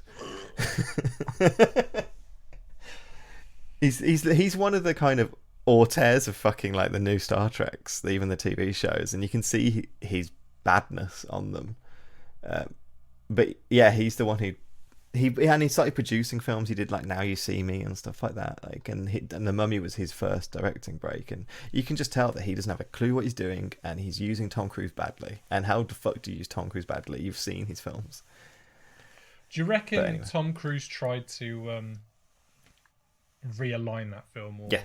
tried to kind of. I think that's actually one of the reasons it doesn't work, because he was trying to push it in the direction he feels it should go in, because he's Tom Cruise, and you had Alex Kurtzman deciding what direction he wants to take it in, and then you had the studio wanting to make it the dark universe. So you had like so many people pulling it in different directions, and they all settle in a place that's awkward. It's such a bad film. It's an awful film. I do think, I haven't seen it, but The Mummy just seems such a bad fit for Tom Cruise, though. It's dumb. It's dumb casting. He shouldn't be in it. It doesn't make sense. It's like, shouldn't have got anywhere near it. But you can tell he was just trying to find a franchise. He goes out there looking for franchises that he can make his own. He definitely likes the guy as well who did Edge of Tomorrow, because they've done a few films, haven't they? Yeah. What's his name? He did Swingers. Doug Liman? Doug Liman, yeah, because they did. Is it American Made? American Made, which is really good. It's really good as well, yeah. Yeah. So I hope they team up again. I'd even watch another Edge of Tomorrow, because I really enjoyed it. I would love a sequel to that. That film rules. It does, yeah. And it holds up on repeat viewings as well, in my opinion. Yeah. What did you think of the trailer then for Mission Impossible? I felt like I wanted to cry. I don't know. I just thought it just looked amazing. No one fucking makes blockbusters like this. Like, just they don't feel like this. It's gonna be sad when Mission Impossible stops, because the only other films that are like this are Bond movies. That are shot on location, are shot with huge set pieces, are actor forward. They're not fucking superpowers. There's not a fucking CGI animal in there that's talking at you. Like, it's a fucking Tom Cruise running on a train, because trains are cinema. Like, and that, and like they were I kind love of it. referencing that end scene of the first film on the train. Yeah. Red light, green light. It feels like a ton of references to the first one, because you have the character returning as well. The old head of the IMF. Yeah. Who the actor's name's going out of my head, but yeah, he's and you've got the daughter of one of the characters in the first one. I think John Voight's character might be his daughter's in this. Oh, okay. So there's definitely a reference. There's like quite hard references to the first Mission Impossible, which is really so bizarre that but really cool that they're bringing it fully back in. But it's always been back in. Like the Brian De Palma film's really important for the whole franchise. It's why like Ethan Hunt's a lunatic in every other film, is because his whole team were killed, and he can't let that go. He can't let it happen again. Let that ever happen again. And that's just how they've written every one of those films, and they're so good and they work so well. And it's insane that they're some of the best films being made. Like, not best films, but you just like that Best blockbuster power. Movie, yeah, just action blockbuster. They're brilliant. And I'm just so happy. Like, someone posted that meme of Del Toro saying, like, it's art, it's something, it's love, it's cinema or something. And I was like, yep, I agree. Like, this is what I needed. Well, it's really easy to become a film snob, Brandon. Yeah. Just kind of, but like, you've got to take it all. Do you know what I mean? Even the popcorn stuff, there's great.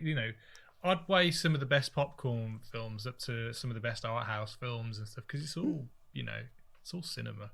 It's all cinema. Good.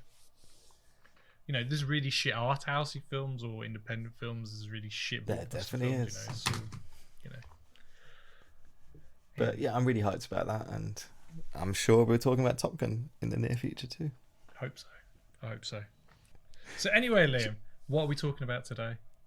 Today. This is insane, actually. I can't believe we're going Tom Cruise to this. This is I cannot do this transition.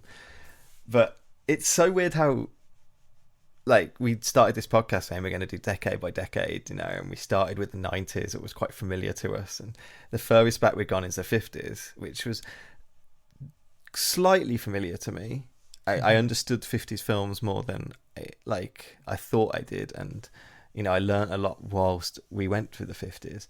This is a whole nother fucking world. Because we're back to the 1930s. This is nearly 100 years old, this film. Nearly 100 years old. 92 years old. It's just the invention of sound cinema, which is insane. I think 1927 is the first sound movies start coming out. And so they start...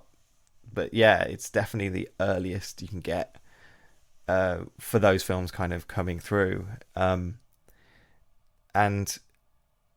it's just I forgot what I was going to say.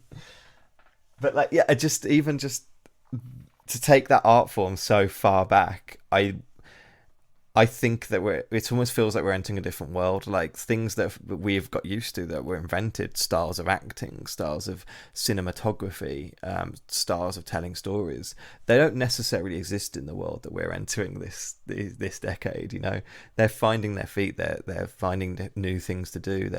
Everyone is a fucking pioneer, even though cinema's been around for like 50 years before this. But whatever. Like, it's still like it's a new like world, and I think this is going to be a really weird and interesting miniseries. Well, doing a bit of research for the film we're talking about today, and just the era, like there was kind of a slump in Hollywood, or like, you know, there was a lot of bad thoughts about Hollywood up until this point. Like it already kind of like declined, and you know, we're only talking about 1930. You know, like right to the point where they had to have, you know, the the Hays Code you talk about. The code, yeah. Do you know what I mean? Yeah. That's a really good thing to bring up, because the Hays Code comes in the mid-30s. Yeah. Well, it's like, I think it's brought in the 1930, but it takes a while for... Yeah. But the thing is, it wasn't legal. They didn't have to do it. No, kind of like, it wasn't. They were kind of like pressured by him or talked into it. You know, yeah. It's nuts. The MCAA, which they'd become, that it wasn't a legal thing to have to submit your film to them, but they ended up taking over the distribution, and cinemas were forced to not carry films that weren't licensed by the motion picture production code kind of thing. It was all kind of backwardsly forced on the art, basically. And I guess we're bouncing around this a little bit. Like, there was a number of scandals in the 20s for Hollywood. It was seen as like a den of iniquity. A big scandal is the Fatty Arbuckle scandal, where he was the biggest comedy star apart from like Chaplin and a really. restaurateur. And a restaurateur. Have you ever eaten a Fatty Arbuckle? Yeah, we ate your birthday one year. Did we? I don't remember that. In you know, by Piss Fountain in Birmingham, there was one there. And it became a Hooters after that. I never went to Hooters. I remember going to that Hooters. I never went to a Hooters. I definitely went to the Hooters. And the Fatty Arbuckle scandal, to really sum up because it's complicated, and a young girl died at a Fatty Arbuckle party, and it seemed like it was natural causes, I think, but the papers and the media got into it, and they accused him of they saying that he sat on her, or she died having sex with him and stuff like that, because they were playing on his weight and things, and it just became a huge thing about Hollywood being this full of mobsters and full of like gangsters and full of these unscrupulous people, and part of that was like queer stuff as well. I think we spoke about before that, like, it's quite open in 20s Hollywood about like people's sexuality and stuff like that, and then when the 1930s started coming in, it all got swept away because they were seen as like what we're dealing with today. They were polluting the kids through media and stuff. Like in the 20s, they'd have like mixed couples, you know, black and white couples and that, and as soon as this code came around, they weren't allowed to do that anymore. You know, they weren't even allowed to even suggest sex, you know. There was limits on the time you could kiss on camera. I know Hitchcock, because I know Hitchcock better than other directors, so I'm sure other directors did this, but Hitchcock would do things like hide their lips whilst kissing, like move the camera a little bit so they could have longer kisses, because technically the lips weren't on screen like for a while. Foreground or something. Or like cut the camera away and cut back to it and stuff like that. They'll do things to make longer kisses on screen, but because the code said you couldn't have like lips touching for more than 3 seconds or something like that. Even if it wasn't even really in the code, it was weird. It was, sometimes they weren't explicitly stated as well. It just became almost the wills of the board, you know, the certification board, and what they felt was going on. So they would write back to you with like, these people are together for too long, or I see too much leg on that girl and stuff, and you had to kind of deal with it. The film we're talking about today has a sex sequence in it, which you don't see anything. You just see a wall, don't you? For like a good minute. Well, I think the important thing to say about, I think we'll talk about it more, but this film is not a code era film. Like, and I think you can fucking tell that this is not a Code era film. I think it's really, really obvious that they're going full out there, like without this bothering of trying to play up to the censors. I think it becomes rigorously enforced from about 34, but it is kind of in 1930 is bouncing around. It runs until 1954. This code, like it's so the entirety of mainly the 30s and 40s of filmmaking were subject to this ludicrous fucking like code about like you can't ridicule the clergy, or you like it's absolute insane stuff about what they think is decent and indecent. There's loads of stuff about the use of firearms and fighting and smoking and stuff like that, like use of drugs and stuff. I think especially quite a lot of 20s and pre-code films have quite explicit drug use and things in them because they were all fucking on coke and amphetamines in Hollywood. And that all kind of gets cut out. And this is not about like films have to be full of like sex and violence and stuff like that for them to be good, but this rigorous enforcement of stupid censorship was absolutely fucking insane. I think it's something that we have to we should poke people to constantly remind them how fucking dumb this was, especially with the shit that's going on with Disney now. But like, and then later, around the same time or a little bit later, you had the comic book code as well, exactly the same kind of thing, you know. Yeah. Same stuff, yeah. Bonkers. So what film are we talking about? That's pre-code Hollywood, and the film we are talking about is All Quiet on the Western Front by Lewis. I guess it's Milestone. I want to keep wanting to call him Milestone. Well, he's Russian, isn't he? So it's not actually his name. It's like, what's his name? It's Lee Milestone, isn't it? Oh, right. I didn't know that. Cool. Yeah. You taught me something. Mr. Milestone. And there is a trailer for this. I was going to say, run trailer? Is that a thing?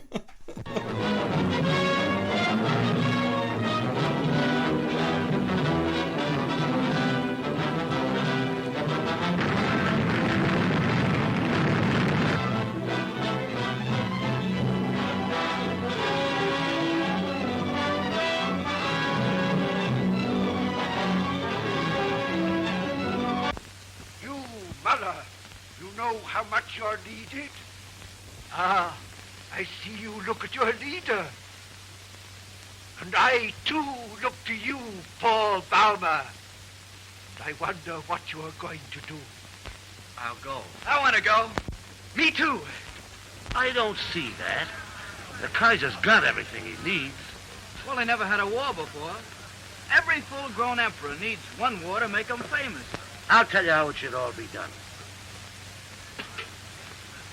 Whenever there's a big war coming on, you should rope off a big field and sell tickets. Yeah.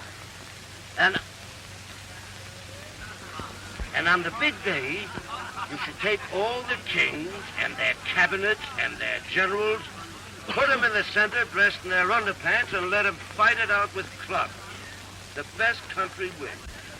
Never before, and perhaps never again, will the screen capture so completely, so profoundly, the emotional crises of men whose utter loneliness ate away their hearts, whose pathetic yearning for love drove them to distraction, whose sheer terror knew no bounds.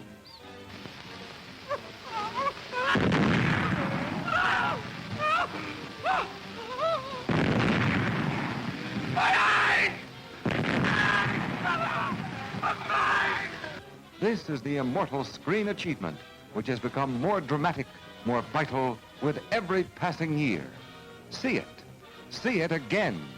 See it with your heart wide open, for this is the motion picture about which it can truly be said, no man or woman can afford to miss it.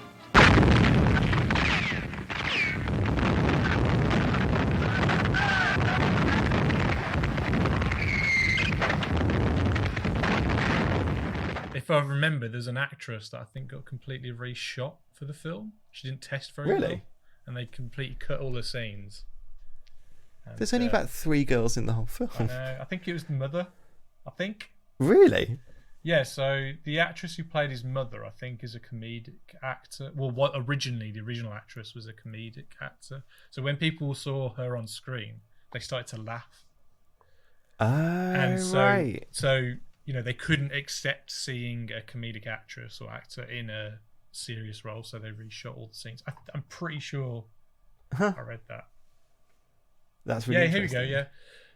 Noted comedian Zazu Pitts was originally cast as Paul Mother and completed the film, but preview audiences used to seeing her in comedic roles laughed when she appeared on screen. So they reshot. That's insane. And 30 seconds of her performances in the original preview trailer. Oh, right. Yeah. Oh, that'd be interesting. There's a fact for you. Have you ran the trailer already? Wikipedia. Or we... Do I need to pause talking? No. Okay. All Quiet on the Western Front is a film about it's showing World War One through like the eyes of an everyday German soldier. That's all it is. That's all this little film is. It's worth saying it's an anti-war film, like it's 100%. strongly anti-war. I was actually shocked how strongly anti-war film this is. Actually, it quite explicitly is a statement of pacifism, which is really sad when it's in the 30s. Yeah, because something's coming, guys. Yeah. It's worth, like, the film itself was a remake of a book that came out in 1929, I believe. Like, it was absolutely rushed into production for Hollywood. It was one of the biggest selling books of its year. It was a giant success, written by a German author whose name I will butcher. It's something like Erich Maria Remarque, who wrote all three of these books, because I believe there was three, but at least there was the sequel, The Road Back, which was directed by James Whale, who we have covered on the podcast. But The Road Back was butchered. I think we spoke about that before. Like the studio. Did anyone return, or was it one of those sequels in name only, or like where none of the original? I've no idea. That's pretty funny. Yeah, I think it's more like a kind of emotional sequel to it. Yeah, I think it's about the soldiers coming back into life after, like, going back into the into civilian life after the war. Got you.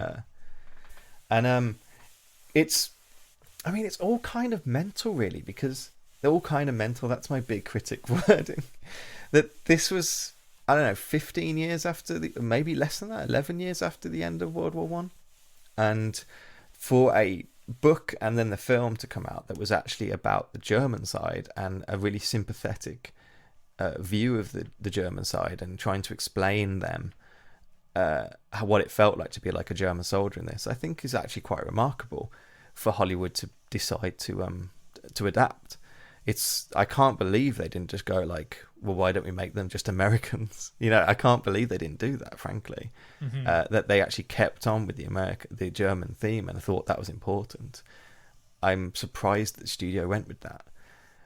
But maybe it's because the book was such a success. The book was absolutely huge. Like, it sold something like 2.5 million copies or something. So maybe it was something to do with the success of the book that made it that they did a faithful adaptation of it. So I just think then to take this and do a sympathetic view of the German soldiers in 1930 is actually quite a remarkable thing. And it does show you, I think... Because every other war film you see, the Germans or, the people on, that side were always depicted as the villains, weren't they? Whereas, this is the first time where you see them as a real person. Just absolutely sympathetic. There's a scene we'll get to it later on, but there's an amazing scene when they've all just had food. They're for the first time in ages, they get loads of beans and sausages. Yeah, it looks like beans and pork and stuff. It looked quite good, actually. Those beans look a bit sloppy for me. I don't like sloppy beans. Don't like sloppy beans. No, they have to be cooked really well for me. But they have like this really good conversation where they basically all talk about that none of them know why this war is happening, they've all got. I think different that thoughts scene is spectacular. and I thought it was such a great scene. These are kids who are just, they either are thrown into it or they kind of chosen because they think it's what they should do because they've been told that it's, the right thing to do, and they're kind of questioning whether, is this the right thing? I've met an Englishman for the first time. It's probably the first time he's met a German person. And is he the those lines I wrote it down because I thought they were just really got to the heart of it. But it goes, the Kaiser doesn't seem to want this. He's at home. Maybe it was the English that wanted this war, but I don't want to shoot any Englishmen. I never even saw one till I came up here, and I suppose most of them never saw a German either. So I'm sure they don't really want this. And someone goes like, "Well, it must be doing somebody good," and someone else goes, "Maybe I think the Kaiser wanted war because," and someone else goes, "No, the Kaiser doesn't want war. He's got everything he needs. Why would he want a war?" And someone else is like, "Yeah, but he's never had a war before. So every emperor needs a war that makes him famous. And generals and manufacturers, they all love war because it gets them rich." And it goes, "It feels like a fever. Nobody wants it, but it comes along anyway," which I thought was a really fucking good I thought it was just summary. A really good scene. I thought it was really, really good. It goes, "We didn't want it, the English don't want it, and yet here we are fighting." I just, it's quite, as I say, just explicitly anti-war. I think every film showing the World War One before this was almost basically glorifying it. It was the Grand War, heroics of soldiers and all that, and this doesn't do that at all. It's even sometimes, I think, a bit difficult to point out the individual characters. It took me most of the film to kind of get my eye in for some of them, because it's not really about the individual. It's more about this mass of just boys that are in this war. They're just jumping to the end. They keep getting younger and younger and younger. The kids they have to, because they're running low on numbers, and that's all they end up being is just numbers. Like just at the very end, they said there was like, I don't know what number did they say? There was like 150 of us earlier. Now there's 80, but by tomorrow there'll be 150 of us again. Yeah. And I because think the chef moans that he's prepared for 150, and there's only 80 of them or something. And what's the line? There's a line basically. They're just here just to get killed. Like I don't know, I can't remember what the actual line is, but they're just there, just waiting to be killed. That's it, basically. There's at the end of the film, I know we keep talking about the end, but I don't want to talk about exactly what happens because I think we should talk about the end more explicitly. Yeah. But the attitude of the medics at the end of the film, I think, is absolutely like heart-wrenching. Like, they have seen hundreds and thousands of people die. It means nothing to them anymore. Like, there is no emotion in watching someone die. It doesn't matter anymore to the medics. Do you mean the scene where they meet the one guy who I think is actually quite well, but he's kind of managed to blag his way to stay in the hospital? No, I literally mean the right at the end where his mentor dies and he takes him to the medical tent and he's screaming at them to do something. Oh, and that guy, yeah. And they're just like, no, he's gone. Like, and they just go, "Do you want his papers?" It doesn't matter. And they just casually have a conversation at the side about, like, I guess we have to send this off somewhere, send his paper off somewhere, it will get dealt with. It just becomes like this machine of death, really, of them just having to catalogue this stuff. I think that and there's just no emotion in them. That actor who plays like his mentor, he died like the year after this film came out. I really wanted to talk about him. Louis Wilhelm. I thought he was fucking great in this film. He's going to be in my ballot for like best supporting actor. I mean, what a face as well, though. What a face! Because if you hadn't seen it, he looks like if you got someone to draw a mobster in a Batman. In Dick Tracy, he looks like in Dick Tracy, yeah. Huge brow ridge, like blockhead. Yeah. Like the nose is absolutely flat. Big ears, kind of big hands, big features. Just looks like an absolute atypical 30s like mobster. But yeah, he died in 1931 of stomach cancer. At the time, he was losing a ton of weight for a role, and they put his cause of death down to like weight loss or something, and later on, people re-diagnosed it that actually he was losing a ton of weight because he had stomach cancer. I guess as well, a lot of these actors as well, especially probably the older ones, they probably cut their teeth in silent acting, so this is probably like, because these are some of the early, as you said, talkies. So I'm guessing, like, I think this guy definitely was in the silent era, wasn't he? Yeah. What's really interesting, that's why I thought it's a really interesting story that he has. Like, and one thing I was quite conscious of the older actors would have maybe served in World War One as well, which I think is a crazy thing to be doing a film about. The younger actors not. But Louis Wilhelm did serve in World War One, but he never actually saw any action. He was in Kentucky on a training when hostilities ended. So because actually he's a trained engineer and mathematics teacher. He was lecturing at Cornell on mathematics and engineering when basically someone saw him and went, "Oh my god, you look like a mobster being in my film." Like, so this guy's a really fucking smart guy, like really, really incredibly smart guy.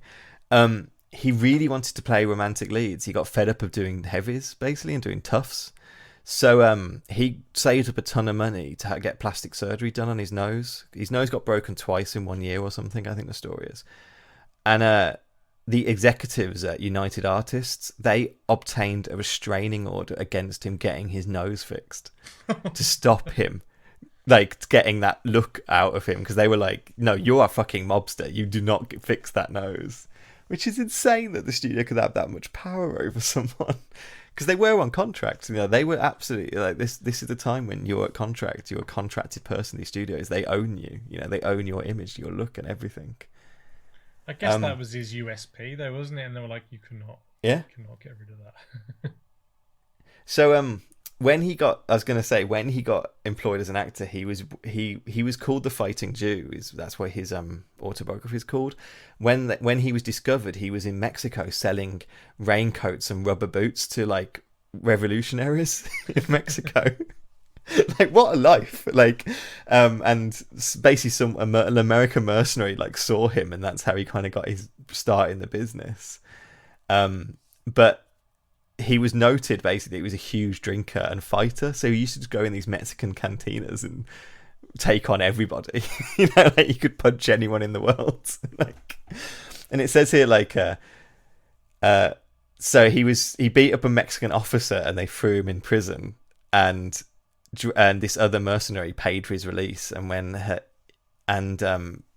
for his release and kind of got him out of Mexico. So when he died in 1925, Wilhelm kind of then was one of his pallbearers and turned up at this guy's funeral to carry his coffin and stuff. And apparently Wilhelm was a really caring, loving individual. And he also had a really good scream, I heard. Yeah. Good fun. And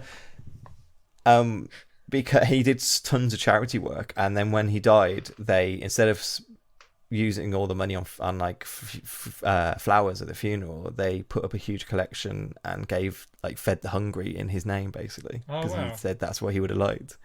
I read about this guy. I just saw him in this movie and was like, he's got the most interesting look of any man I've ever seen.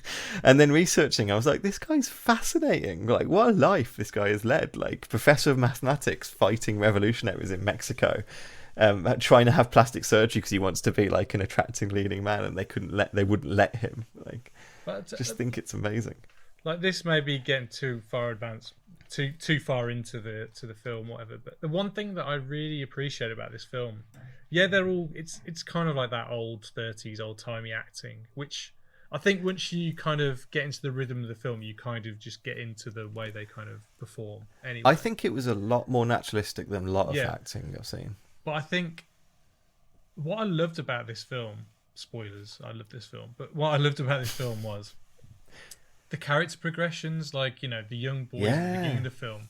By the end of it, you genuinely feel like Paul is like a hardened by war young man. And he's a completely different guy. Yeah. And, the Louis, what's Louis Walden's character?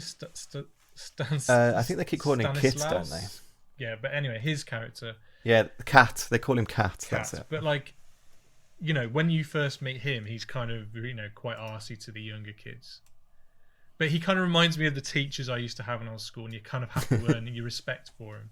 But, how he kind of opens up to them and kind of becomes kind of looks after them and feeds them, and just how he, you can tell he's got a big heart, this guy.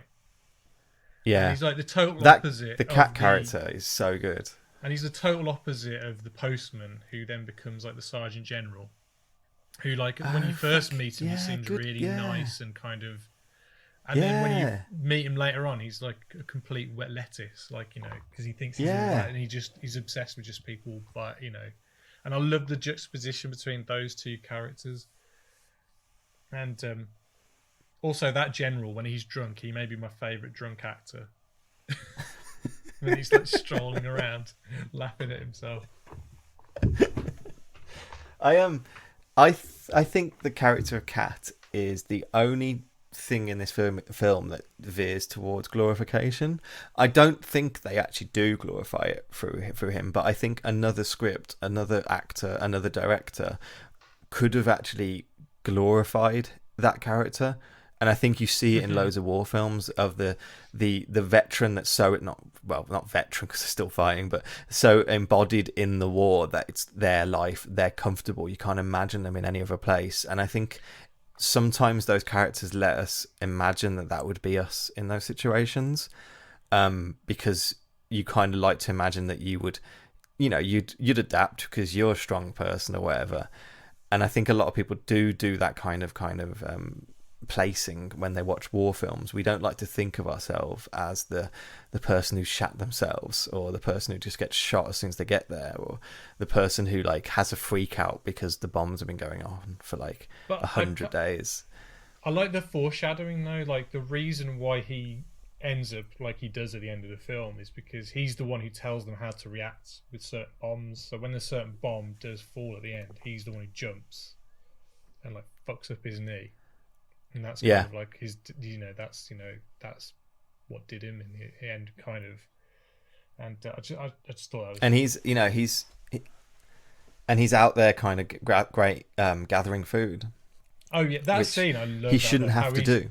How he steals the pigs though. I thought that was great. With the pig, fucking great. Honestly, it's like a little like slapstick thing. Yeah, it's where he's like watching a guy unload pigs. Yeah. But you know, if he comes and the way he sneaks up from under the car. If he comes from silent films and that, he may, that's kind of in his wheelhouse maybe and stuff like that. Yeah, he knows how to do that. He just looks so happy with himself the way he got his pig, and then he does the little like ruh, like the kind of noise that they were doing to each other, and they just do it back to each other, and he walks off with his nice pig. But if we go to the very first shot of the film, and it's like I've forgotten the two characters having a conversation, but it's they're in front of a door, and I thought, oh, is this just going to be it? Like, is there just going to be people in rooms with just boring wide shots, just people talking? Yeah. And then all of a sudden the door opens, and you just see into the street. And I thought, oh, hang on, it's got something a bit more to it. And then the camera starts like dollying forward, and then you get like loads of shots of like the crowd of all the soldiers, like all the women and that, and everyone's kind of like like how soldiers, like you say, they're glorified or whatever because they're the heroes and stuff. And it's the proper like thing you always hear about World War One is that like there was such a sense of celebration and carnival over the idea that we're going to war, and that's what they depict at this. It's all the street marches and ticker parades and girls running up and kissing them all and throwing flowers on them and stuff like that. It's all like hugely celebratory. Like that, people are saying like you talk about the postman. He's like very happy about I'm off to war tomorrow kind of thing. Like they're all very happy about it. He's just going to train basically, and that's it. Yeah. But my second note, by the way, my first note on this, my little note for this says really great mustaches.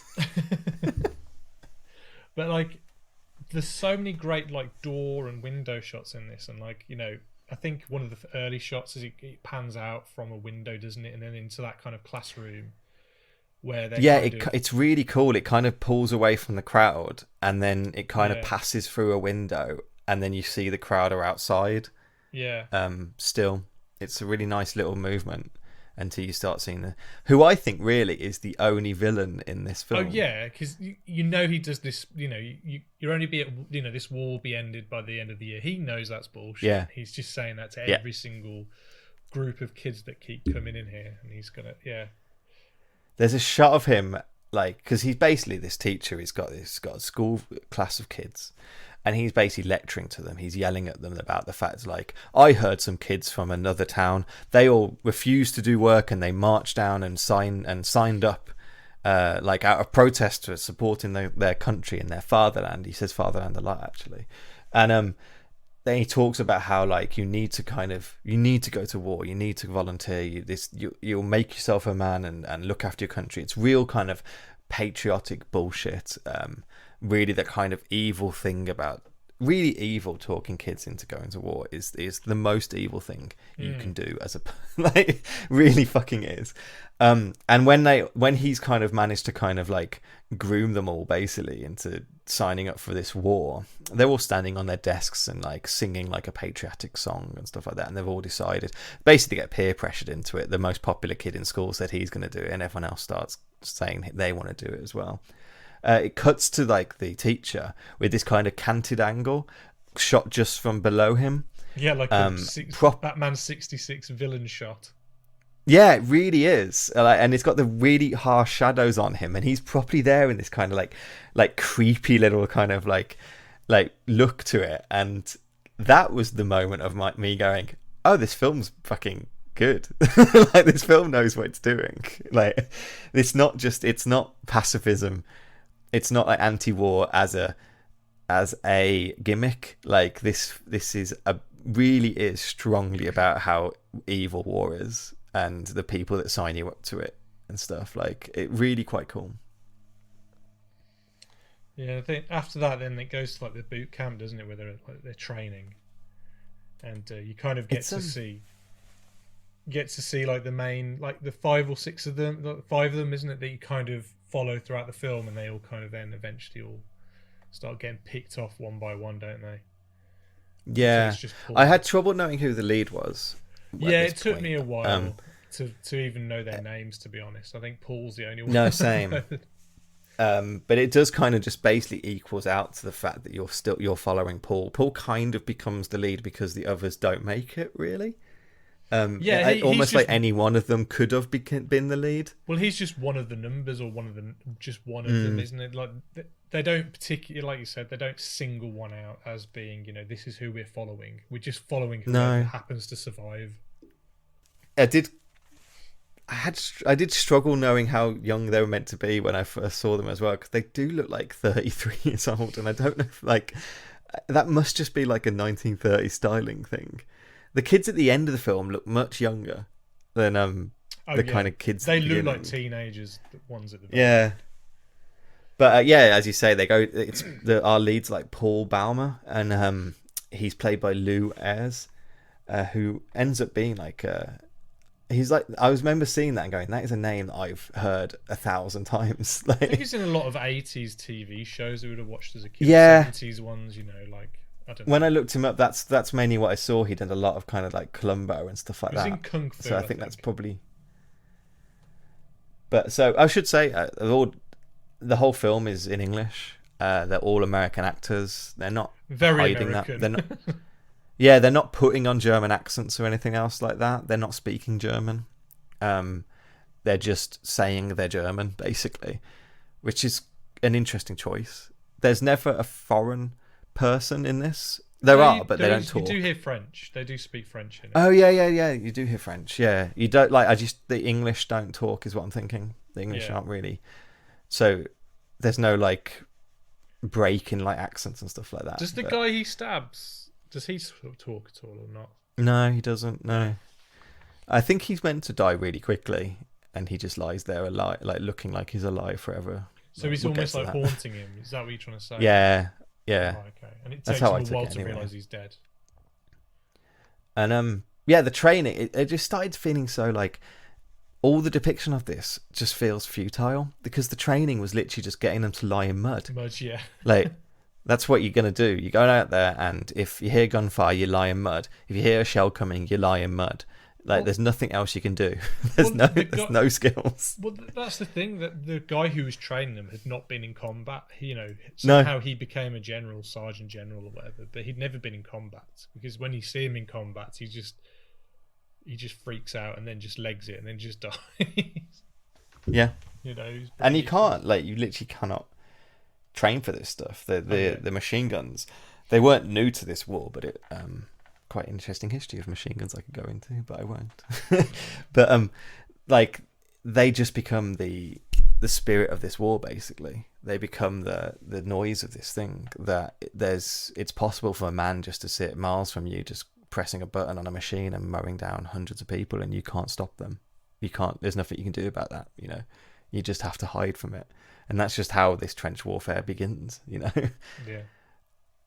But as soon as they get shipped off from training, they get hit by a mortar. You know, like just when off the train, that train shot's really interesting. Well, it's that clearly shot composite. for me is one of my favourite shots I've ever seen in cinema, where you're just looking through this giant window. Yeah. You see the trains coming in, and you see the hill that goes up with the buildings either side of it, and I just thought it just looks fantastic, that shot. Yeah. And they keep cutting back to it every now and again, but the town or whatever just gets more and more destroyed. It's so cool.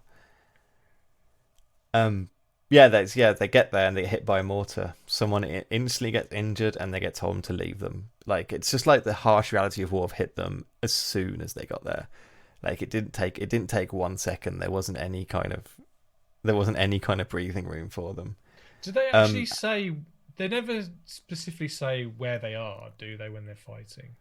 If I'm correct. No, they. I assume it's France. There's a bit at the end of the movie where the old people are talking about areas, and one of them mentions a town that presumably that's where they're meant to be. I can't remember where it is. Saint something. But yeah, like, they fucking get there and they're all like, instantly they're like, oh, let's get some food, and they're like, there's no fucking canteen here. Yeah, like, it's like, what time's dinner? Like, it's like, you know, you're not at the boot camp anymore. This is and they introduce to this the guy they all rely on to feed them is this guy called Cat, like who, you know, we just talked about, and he has a great fucking look. Great line when he starts, because he sees them and goes, one day I'm going to take one of you boys apart and find out what makes you leave school to join the army. Like, he's not even pretending as soon as you get there. It's like, and he does this great thing, like, he basically bribes them for food, you know.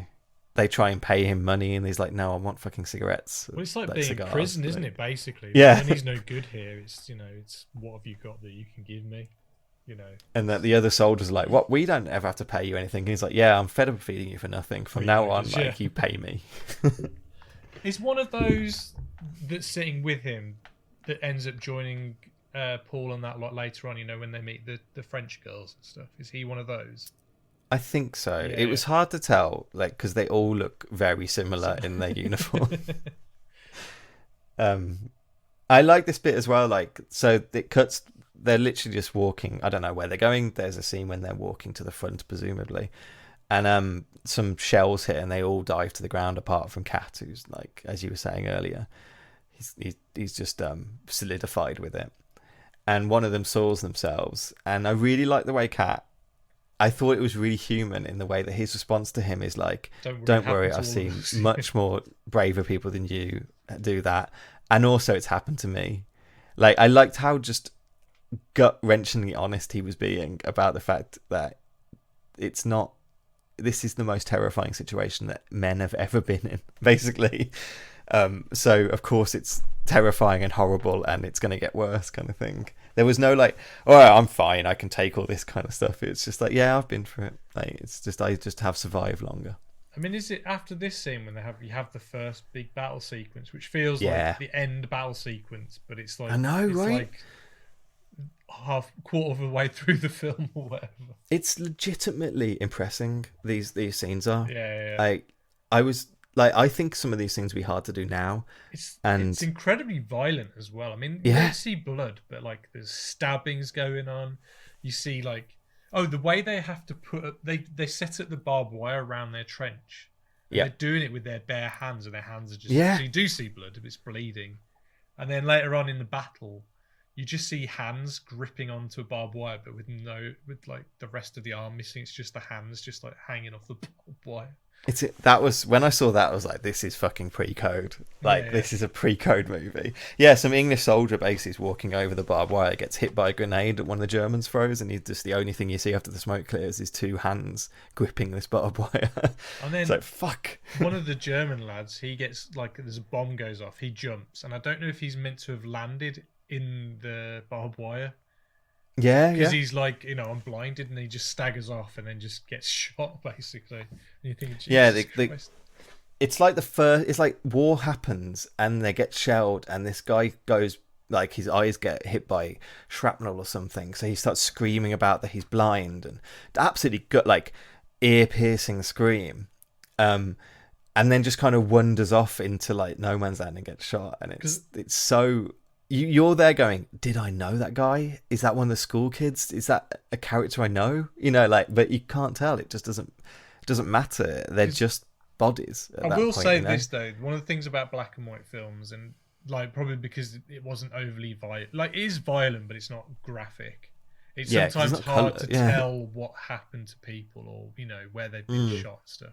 But then again, you're at war, so like it's meant to be a bit chaotic or whatever. But like, certain characters are meant to get wounded in the leg and then end up getting legs amputated and stuff. But you don't really get a sense of where they've been hit and stuff until they get there. And just these battle scenes, there's a longer one.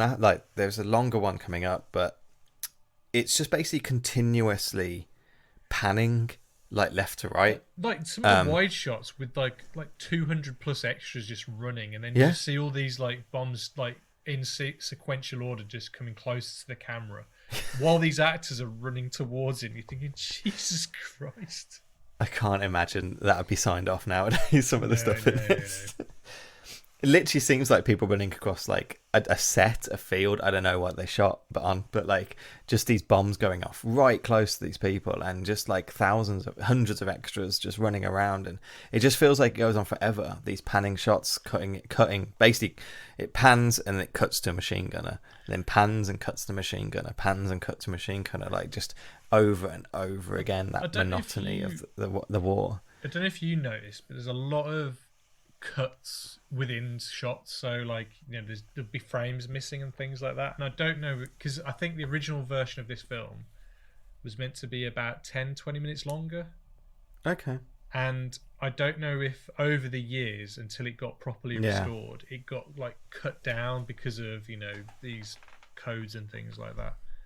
And I know they wanted to get it down to 10 reels, so maybe you could get more showings in a day, because this probably played at the cinema for several years. Do you know what I mean? Yeah, then. Probably. And sometimes the prints kind of get damaged, so they have to cut bits out to kind of fix it. Yeah, because the projectionist would actually manually do it, like in cinemas and so, stuff. It wasn't like a centralized thing. So in restoring it, they probably got the best of all the best bits they could get, and so there's probably some bits that are missing and stuff like that. And apparently, when they shot the film, they had two cameras next to each other rolling at the same time. Yeah, I was going to say that they actually released this as two versions, essentially. One that was in English language, and is the other? Yeah, they shot a silent movie. Yeah. They shot a silent movie, and they shot talkie basically at the same time. So you can actually watch this. That is actually available. It does exist. The silent movie version of this. Yeah, which I've been told. I read a bit. I haven't watched it. That it plays pretty much the same, because it's not a dialogue-heavy film, really.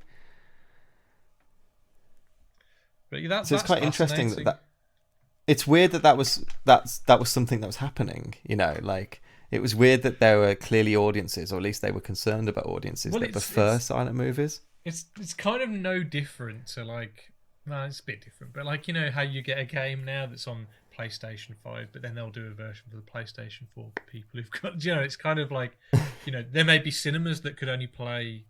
They couldn't. They didn't have sound systems or things like that, so they could only play foreign territories as well, probably.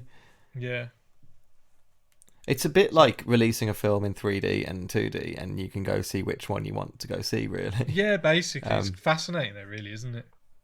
And I wonder if talking. I didn't Google this, but I wonder if talkies was seen as maybe a gimmick by some people. I wouldn't be surprised, to be honest. Of course, course. Where were we in the film? Yeah, Big I think battle the sequence. best. And they introduced us to the bunker set, which I think the bunker set is wonderful. Like, Is this it's the one where the clearly guy on a freaks rig. Out? Say that again. Is that where the guy freaks out and Yeah. has to So punch him and they've slap got him? this whole bunker setup that seems to be like set up on a rig itself. So whenever shells go off, they shake the bunker. But it's Are you really sure an they don't active. do Star Trek style? It does feel like a little Star Trekky, but it's really active when things like soil comes in through the door, beams drop and stuff like that. It's a really active set. It's a really kind of physical thing. It feels like somewhere, it feels like I can feel it. I can see it in a movie lot. I can see like what it would look like with the pulled out cameras and stuff. I really, really liked that set. I thought it was really good. And they spend a lot of time in there talking about how fucking awful being at war is. Basically rats everywhere is a big thing they keep coming back to, and guys just Isn't the freaking rat out. nibbling at their bread the only like food they've got in there? Yeah, and he tears it off and throws it away. And one of the people goes, honestly, a few days you'll be glad for some rat bitten bread. And which is nice. I just can't. Yeah, I have to just keep saying how impressive I found the sets and the set pieces. The whole thing, the thing that happens now, the huge thing where they go out, they hear the gunfire and the mortars stop, which means that the British are coming, and so the English do a charge at their trench. They fight them all off, throw grenades at them, machine gun them down and stuff like that. And then when they kind of have stopped that advance, because they jump in the trench and they're stabbing each other with bayonets and whacking people with end of guns and stuff.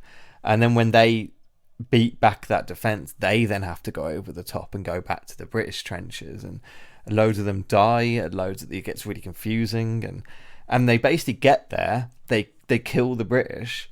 And the general basically just tells them to go back to their trench because there's nothing they can do here. There's no reason for them to, they can't hold this position. So they end up going back to their trench. So it's just this completely pointless action that's been going on. Is that when he drinks that beer and he like just smashes the top off Yeah. because he can't open it? I can't believe none of them cut their lips on That's that. I what would I have was cut my whole thinking. mouth open. I was thinking of Mr. Miyagi. Doesn't he chop a bottle off with his hand?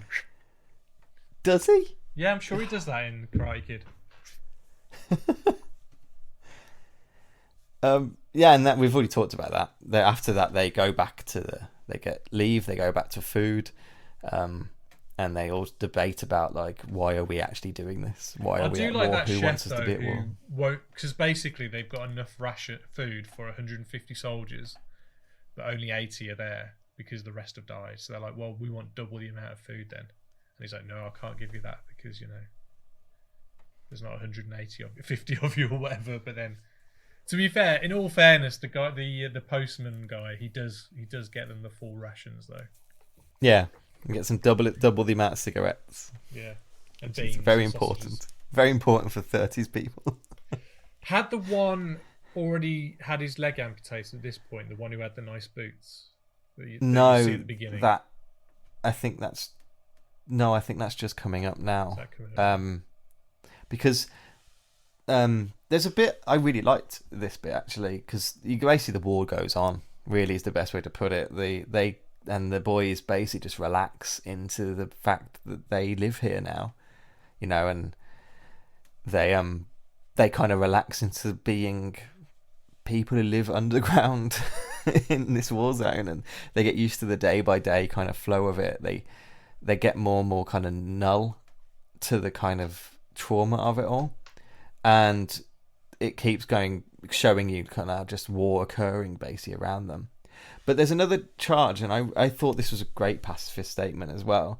They show a church being bombed, which I never see in movies. Like, I never see them showing war. Yeah. That's a war crime, bombing a church. Like, and I never see that presented in movies.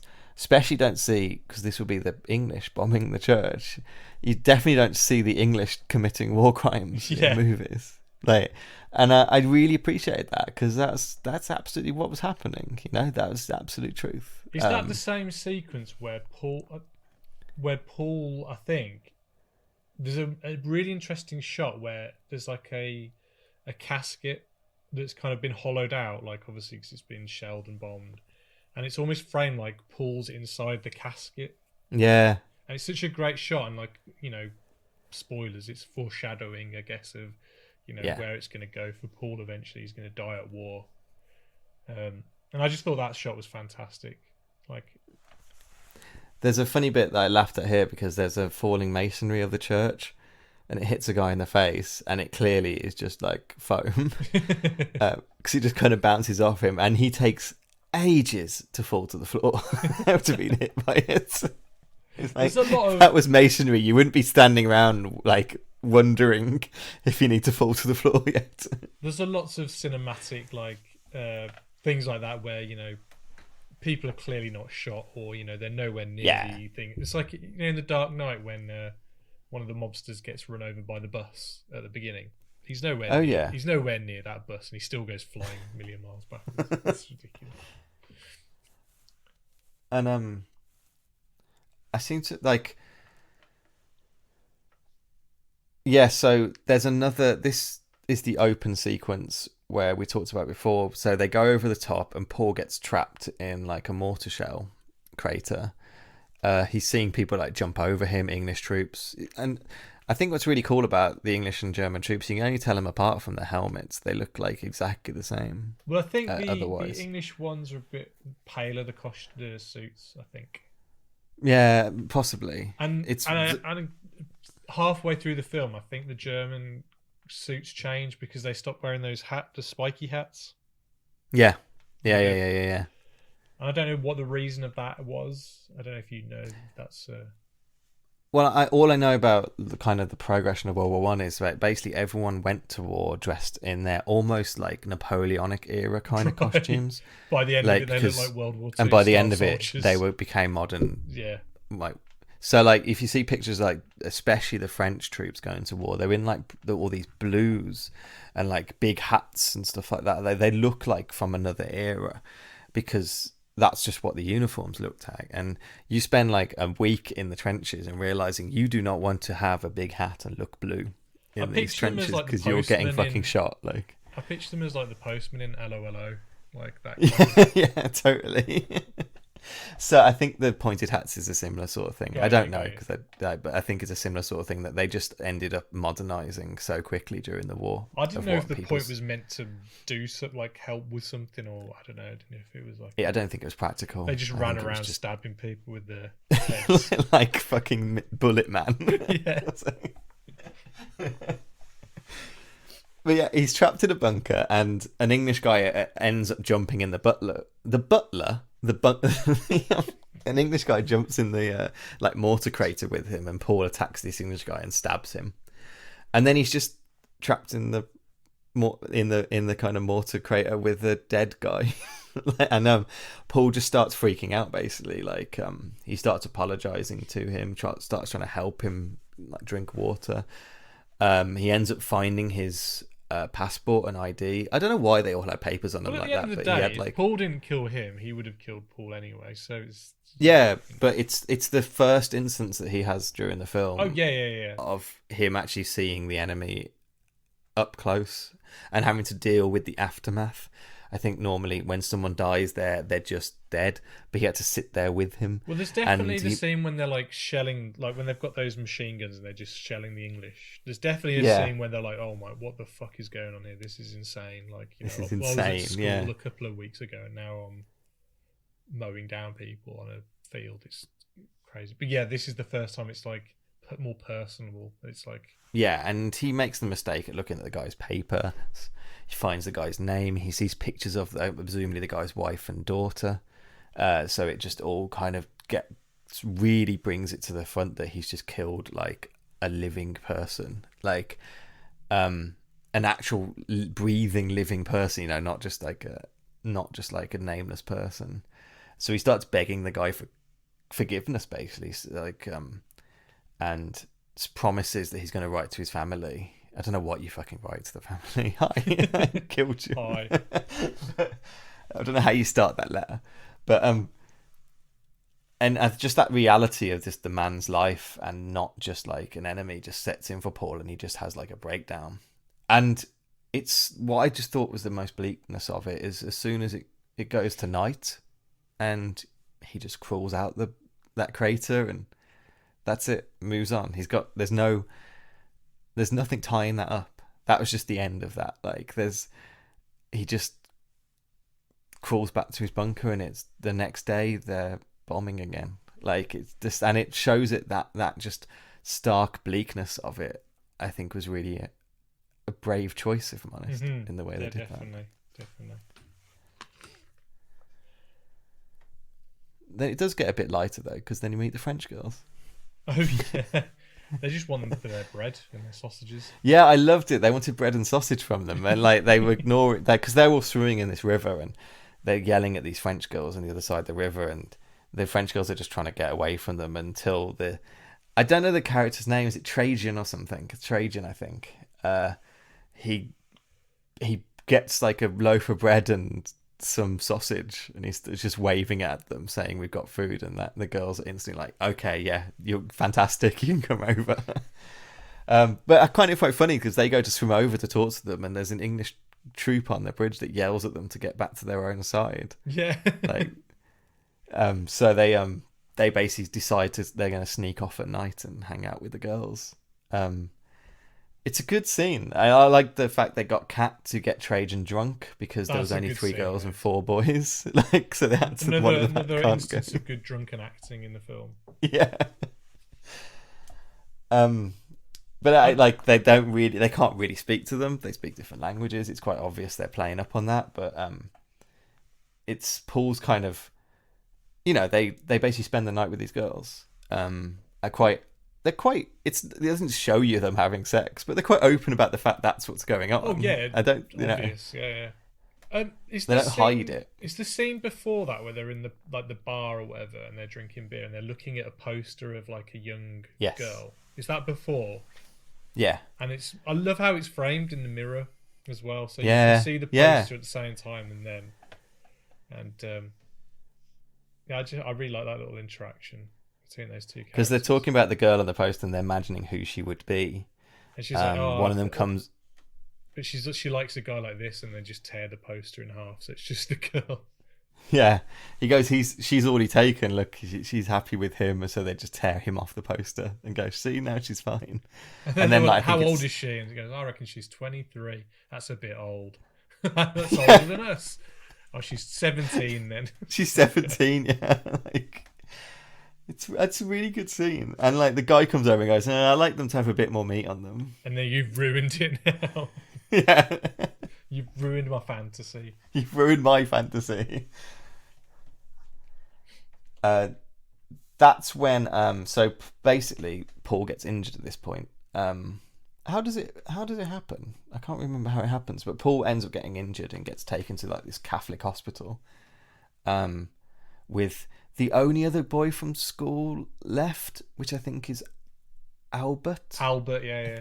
And he gets his leg. Well, because basically, I think when they're in that hospital, if you're taken away to get your wounds treated to, it's kind of essentially saying, you're dead, you're done for. We need to free up these beds for someone who needs it. Because, their military hospitals, gangrene and stuff like that is just rife in them. So the idea of like bandage changing and stuff like that was just, you're going to die from an infection if they can't stabilize you very quickly. So this mad guy who in their bed next to them tells them this. So when Paul gets taken to the bandage room, he's like apoplectic and crying that he's not going to die. This is not the last of me kind of thing.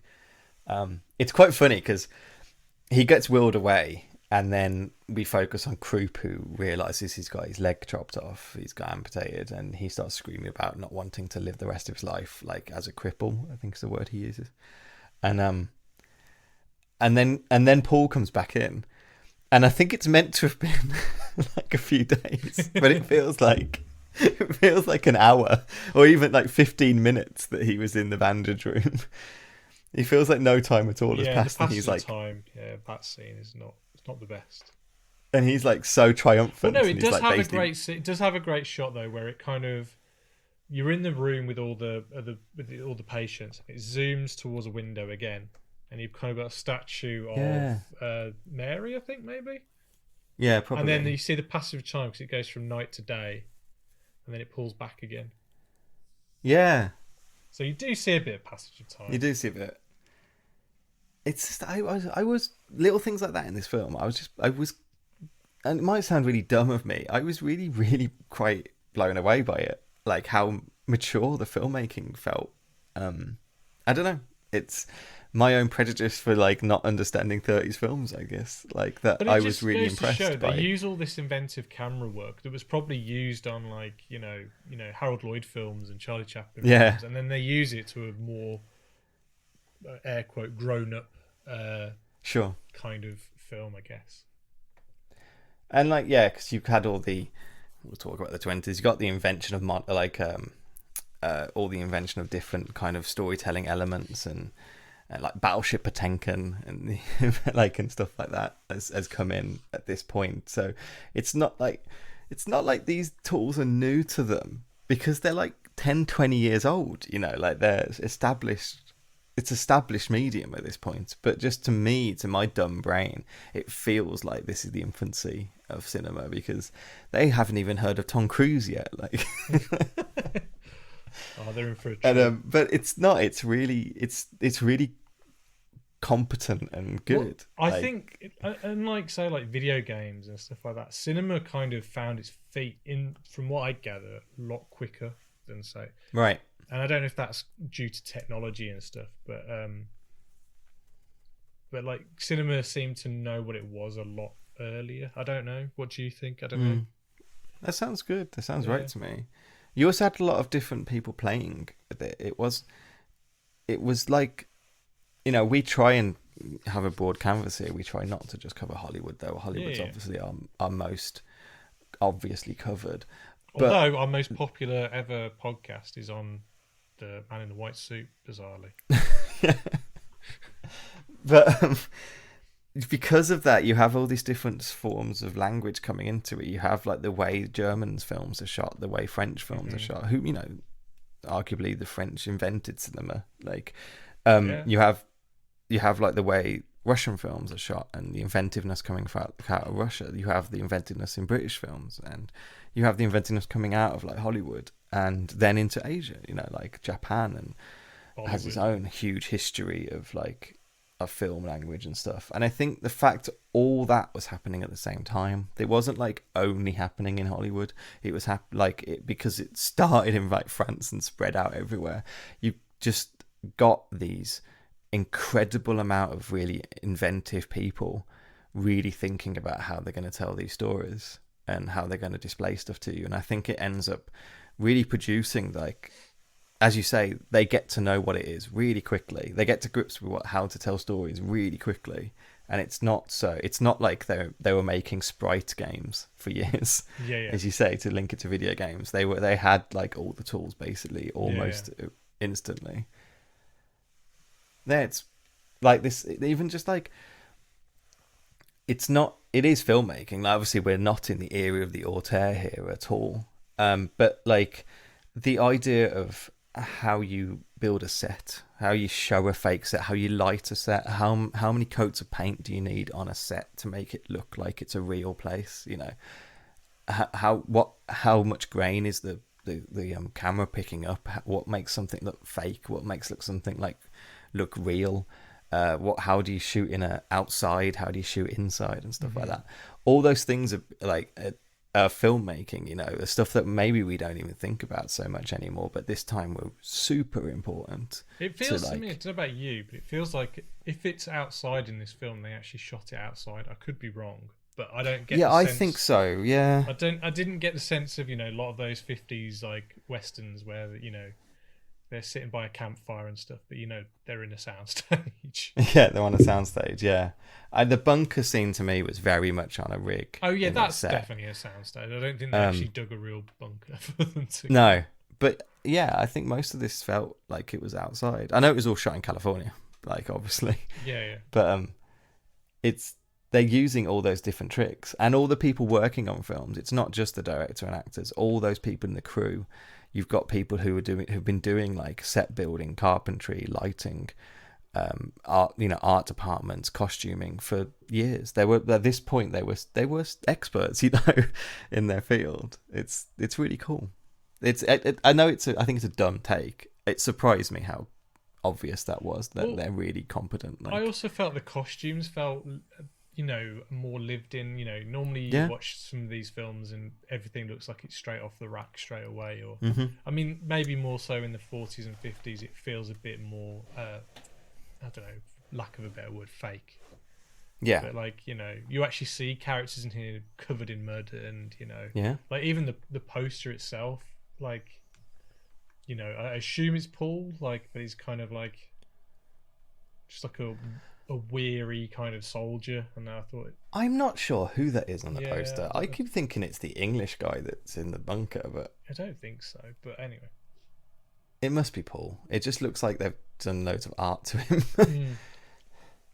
But yeah, I mean, weirdly enough, they probably were wearing actual uniformes from World War One. Yeah. Like, well, I mean, most of those World War II films existed purely for the fact they got so many like pieces of equipment still, they could use. So they just thought, fuck it, it's like war film.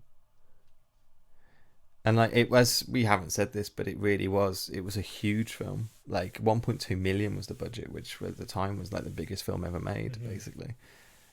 Which is incredible. It's just incredible they spent it on this film. And we should go back to it because we're getting towards the end. But like, basically gets. I was gonna say the only box office I could find was the rentals. So I don't know how. Really? I don't know how much it brought back. It must have been successful because they remade it in what, 79? I don't know. Yeah, they did. Yeah, which I haven't seen. No, neither have I. I was thinking I should watch it for this, but then I just didn't. Didn't have the time. But I really, really like this bit of the film because he goes back home. Yeah. He gets furlough, so he goes back home, and you get the impression his mother's been in bed. Yeah, she's like the buckets, just staying in bed. Yeah. Longing for Paul. But you see that kind of change in the household, that the sister's taken on like the more motherly role because his mother hasn't been able to handle the fact that he's at war. So his sister's there doing all the cooking and cleaning, sorting out Paul's clothes and stuff like that, kind of being the mother almost. And I fucking love this scene. So he goes and meets his dad in a bar, and his dad's all with his drinking buddies in this bar, and they are completely just stupid about the realities of the war. Like, they have absolutely no clue what they're on about. And there's two things. One is they're moaning about like basically rationing back home, that they have, it's really difficult for them because they haven't got any food here because but he basically says like, but we don't mind that because we know you're being fed properly. We can give up all our stuff because you're having all that food and you're being well fed. And Paul gives him a look like you haven't seen the film. You should watch the film. You should see like we haven't had food. And I really and he talks about it completely differently to how the troops are. So he's like, you got to give the Frenchies a good licking kind of thing. And none of the troops are talking like that. No one in the field are talking about how fun it is to be beating them. It's not sport to them, like that. It's been trauma. They don't think of the enemy, and they don't even think of them as enemies. They're both sides are stuck in this dumb thing, killing each other. It's not like, oh yes, fantastic, we'll kill the French to them. This is something that's just being driven at home by the people who have no ideas of the realities of the way the war is. And they start like backseat quarterbacking the war. Like they get a little map out and they start drawing lines in it, going like, I think you should go through here and on to Paris in the morning kind of thing. And no, you need to go through here. And Paul's just sitting there going, the fuck is this like lunacy? Like, what have I come back to? These people are idiots. Like these people they actually think this is fun and winnable. They think there's a point to all this kind of thing. You see it all play off in his face. Yeah, I just think it speaks, like, it's such a good reality of how I think we're like that still. Wait, I'm trying to say, like, it's kind of, yeah, I agree, and it just shows that, like, it's almost like Lord of the Rings, isn't it? Like Frodo, like once he's gone through this whole mission, Frodo has, he's no longer that person anymore, and he's completely changed. Which I think was the whole point Tolkien was kind of trying to get across as well. That Tolkien was a World War One vet, yeah, and you know, like Paul is no longer one of these people anymore. He's completely changed by what he's gone through. You know, all of his friends have died, and you know, and he just can't relate to these people anymore. I just thought it's like watching this with like what's going on in like Ukraine and stuff like that. I was 100% thinking about that.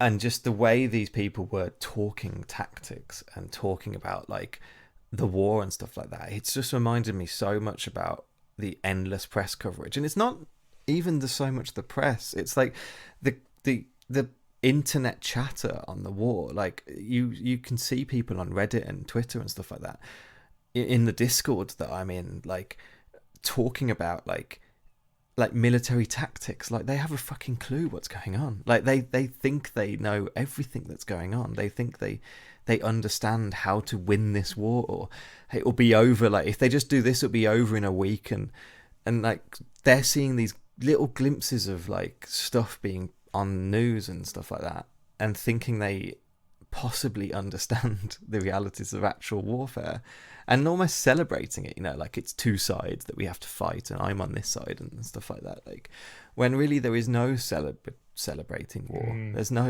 There's no good can come from this. This is people's lives, and you haven't got a fucking clue what you're on about, sitting in your bar with your map thinking that you understand like troop movements and shit. It's really got to me, actually. But it's like, look, obviously it goes without saying, you know, the war in Ukraine is like completely insane and like should not be going on. But there are, you know, I assume a lot of these Russian soldiers are like these guys, totally kind of not exactly sure why they're there, but they're just doing their job. And do you know what I mean? It's quite sad for them in a way, because they're being lied to, or you know. Today was that kid got he's 21 years old, got done for war crimes. That Russian tank driver, like 21 years old is. I know it's an adult, but that's a kid. Like, yeah, I mean, when I look back at myself as 21, we were running around in a flipping nightclub filming zombie films. You know what I mean? Like it was dumb. Do you know what I mean? Kid, 21-year-olds are dumb. No, it's totally. And then like we shouldn't get into like the hostilities in Ukraine and the Russian invasion and stuff, but yeah, I just watching it made me think a lot about war, and it's just how at the moment that's everywhere. All the press, all the media is about war at the moment. That's where we are, you know. Yeah. And to move on, like, so he leaves the bar because they're idiots, and he even says to them, like, you know, that wouldn't work. You don't know what it's like down there. And the guy shoots him down, going, "Okay, you might know the technical details, but we understand more of the bigger picture because we get to see more of it." And it's like, God, it made me hate him. It's just like, you fucking arrogant prick, like that you think that you understand what's going on and this is all glorious. Like I was on Paul's side a lot there. But he goes back to the school classroom, like the one proper villain, and he sees that professor, who's Professor Cantorek, I think he's called, played by Arnold Lucy. He's still doing that patriotic fever, and you know he's still doing the same speech that drove Paul and his buddies to sign up in the first place. He's still doing it to now visibly younger kids, like than Paul ever was. I don't know. I presume that's because everyone else is dead who's older, like but don't they call him a coward? Don't they call him a coward as well?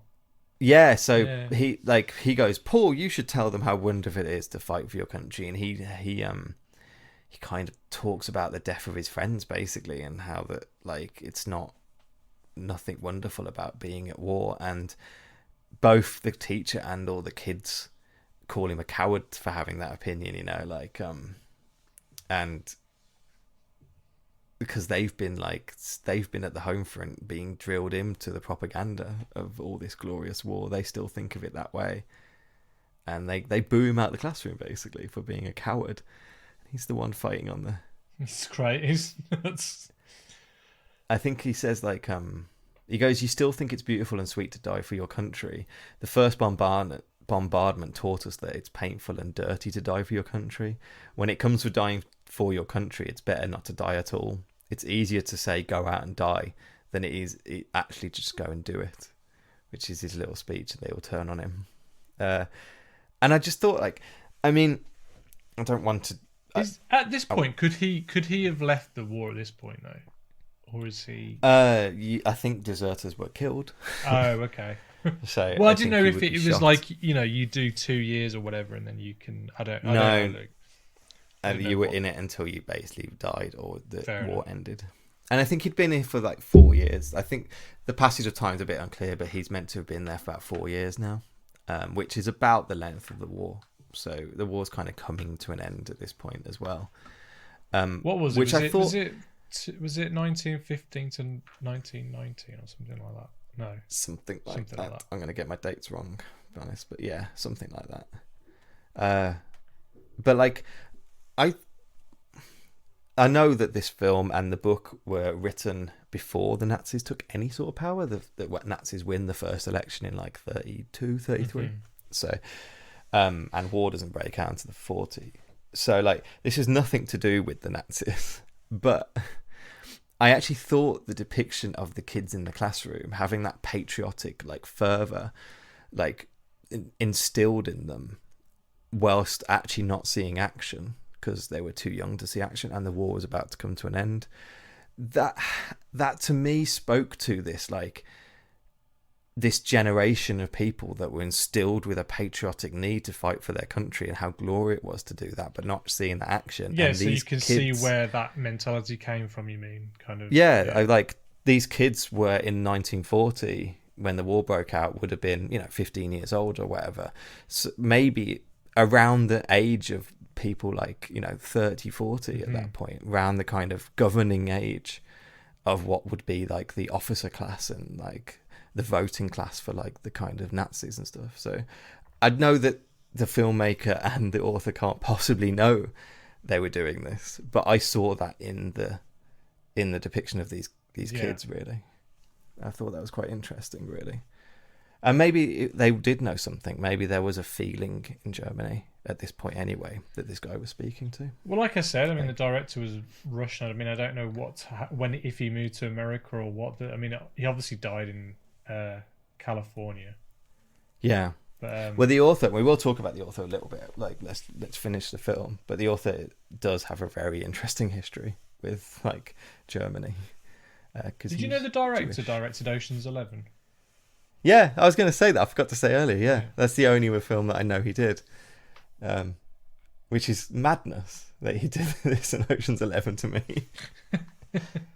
But yeah, so it's right at the end now. So Paul basically ends up going back to the front line. He's now like the kind of veteran, and there's a ton of young recruits who are getting disillusioned, and he sees his old mate Trajan, and he goes and finds Kat, who's, they have a little conversation about how they don't understand how people can't understand like the futility of war, like how Paul felt out of place back at home and stuff like that.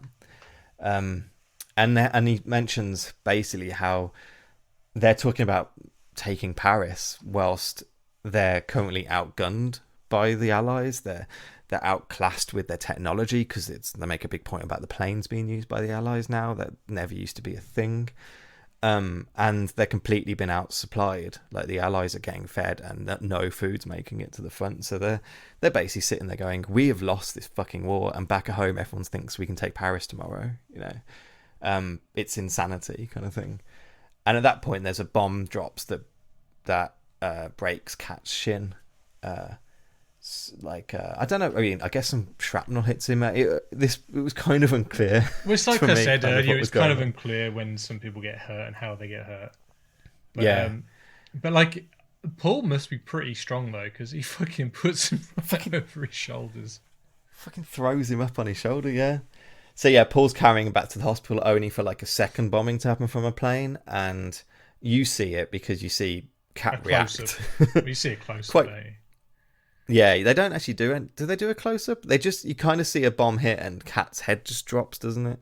Yeah, no, you see they cut to a close up of the back of his head and you see a bit of blood dripping off the back of his neck. Okay, I missed that. So Paul but Paul doesn't know this. Paul thinks he's just passed out from the pain of the broken shin. So he's carrying back to the field hospital. And he says something like, there was something Cat says early in the film, and they repeat it a lot about, like, when he's dead, the war will end kind of thing. Like, kind of saying how Cat does not exist outside of this war now. This man's life is this environment, you know. If Cat's dead, then the war's ending. You know, it can't happen without him kind of thing. So he gets him to the field. We spoke about this. He gets him to the field hospital, and the medics quite coldly just be like, "Oh, he's dead. Like, here you go. Here's the papers. I'll mark him down." And Paul's like really distraught. He's like, he's my mentor. Like he's my friends, and he's completely crushed. And he's trying to explain to this guy how important this man is, and the guy just has no concept. He's just another dead person that he has to deal with. Which is fucking crushing, and you just see Paul's like soul leaves his body at that point. You know, like that was what was kind of keeping him alive almost, like his friend Cat. And the last shot, which I knew about this, I've heard about this last shot before. I didn't know it was from this film. Yeah, with the butterfly. Same. Yeah. So basically, he's on the front line. He sees a butterfly just land just outside of his reach. So he goes to reach over to kind of like I don't know, touch the butterfly, get on his finger or something like that. Like, but as he's reaching over, like enemy sniper sees him and just shoots him. And you see Paul's hand just fall to the floor, and that's the end of the film. By the way, that hand is the director as well, because Paul wasn't available for shots. So the director just walked in and did the last shot as Paul's hand. Yeah, apparently that's not in the book, is it? No, apparently not. And it's fucking gut-wrenching. It's harsh. Yeah. Like the end sequence as well is like they basically are showing the second company arriving as kids, overlaid with the image of like this like fading out to a cemetery basically. And I was like, fucking Blackadder ripped that off. Yeah, because when it says the end, there's an image underneath that, but I couldn't work out what that was. I'm not sure. Sorry. But like, yeah, I didn't really speak about this, but I thought it was quite interesting, his relationship with the Nazis, actually, because this came out in, as you say, 1930. The book was huge in 1929, and the Nazis come to power around 32, 33. And actually, it's Did they burn all the huge. Books? Yeah, it becomes one of the first books that the Nazis go after. Oh, really? Yeah, and Goebbels especially had a huge problem with it. So in December the 5th, 1930, so it's about 12 years after the war, they're showing this in Germany, and people are flocking to like the cinemas in Germany to see this, because why? Of course you would. Like, but during the film, 150 Nazi brown shirts, who should point out, most of them wouldn't have fought in World War I. Like, they basically were led by Joseph Goebbels, and it was one of his first attempts to silence propaganda and what he saw as propaganda in the country. He saw this as anti-German propaganda because he believes war is good, basically. So they would disrupt showings of this film in Germany. They would burst into cinemas. They would shout like anti-Semitic shit at the film. Like, they would call it a Juden film. They would toss stink bombs into the balconies. Like, they would throw like sneezing powder in the air and stuff like that, and release like mice and rats into cinemas. Why do I picture things. them going to one of those fucking joke shops to go? It's so ridiculous. And yeah, they would just drive people out of the cinemas who were watching it. They made it one of their early kind of things. So this is before they were in power. They made it one of those early things to drive people out from watching this and sitting in the cinema. So then when they take power, it becomes one of the first books they go after. He basically so like Goebbels kind of just tries to create like chaos and terrorize moviegoers.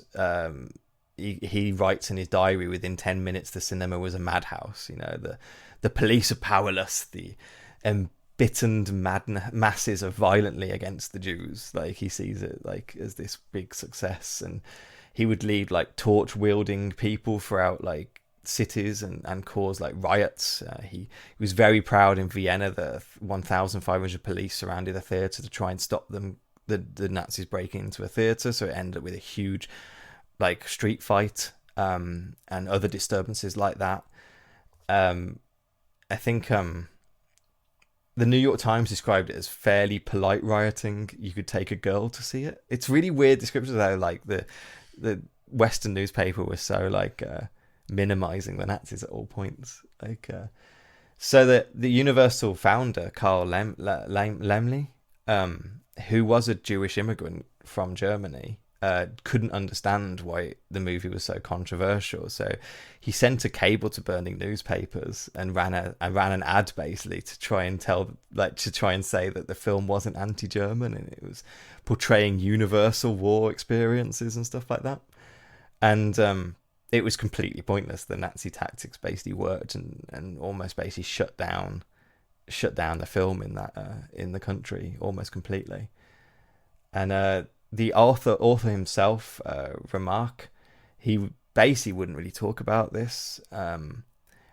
He would stay really quiet about like the kind of uprising against stuff, and later on he would say that he regrets that. He should have been louder about what he was seeing happening to his country. Basically, he ends up basically leaving the country and goes to live in Switzerland, because Goebbels goes to the author and tells him to release a statement saying that the only reason he'd written it because he'd been swindled by Jews, and he wanted the author to admit, like, to pretend that some evil Jewish people had ruined his film and stuff like that. And he'd say, if you say this, we'll protect you, kind of thing. The Nazis will protect you. And so he declines that and leaves the country and goes to Switzerland. Well, it's nice to know some of these people have got morals and fucking madness. Madness. Like, and to see this film as anything idea of like being anti-German when it's clearly just saying war's horrible. And I just find it bizarre that was too much for the Nazis. They throw, what did you say, sneezing powder or itching powder? Yeah, they were throwing like sneeze. Like, I don't know what sneezing powder is. That's the description that I just picture them as like the press had. Dennis the Menace. Like, it just seems so ridiculous. Like, I mean, obviously a much worse version of Dennis the Menace, but like, sure. But yeah, the book ended up being a crime to own, and that was something you could be charged for owning that book during Nazi Germany. No, like, but I think I won't get into it massively, but I think some of the things we're seeing in the way people are protesting Disney films and stuff like that at the moment, the slurs of like groomers and paedophiles and stuff like that that's being thrown at like LGBTQ people within the industry, really feels like this shit. Like it feels very similar to me in what Goebbels was doing. Well, I mean, they do say history repeats itself, which yeah, right, I hope isn't the case. But anyway, I'm sorry that I brought us down at the end. Like, well, I just think it's fascinating that like that's part of the history of this film. I think for me, I think that's it goes outside just the film we watched. That this became like a big thing in Germany, really. So yeah, I assume you like the film then. Yeah, I really loved it.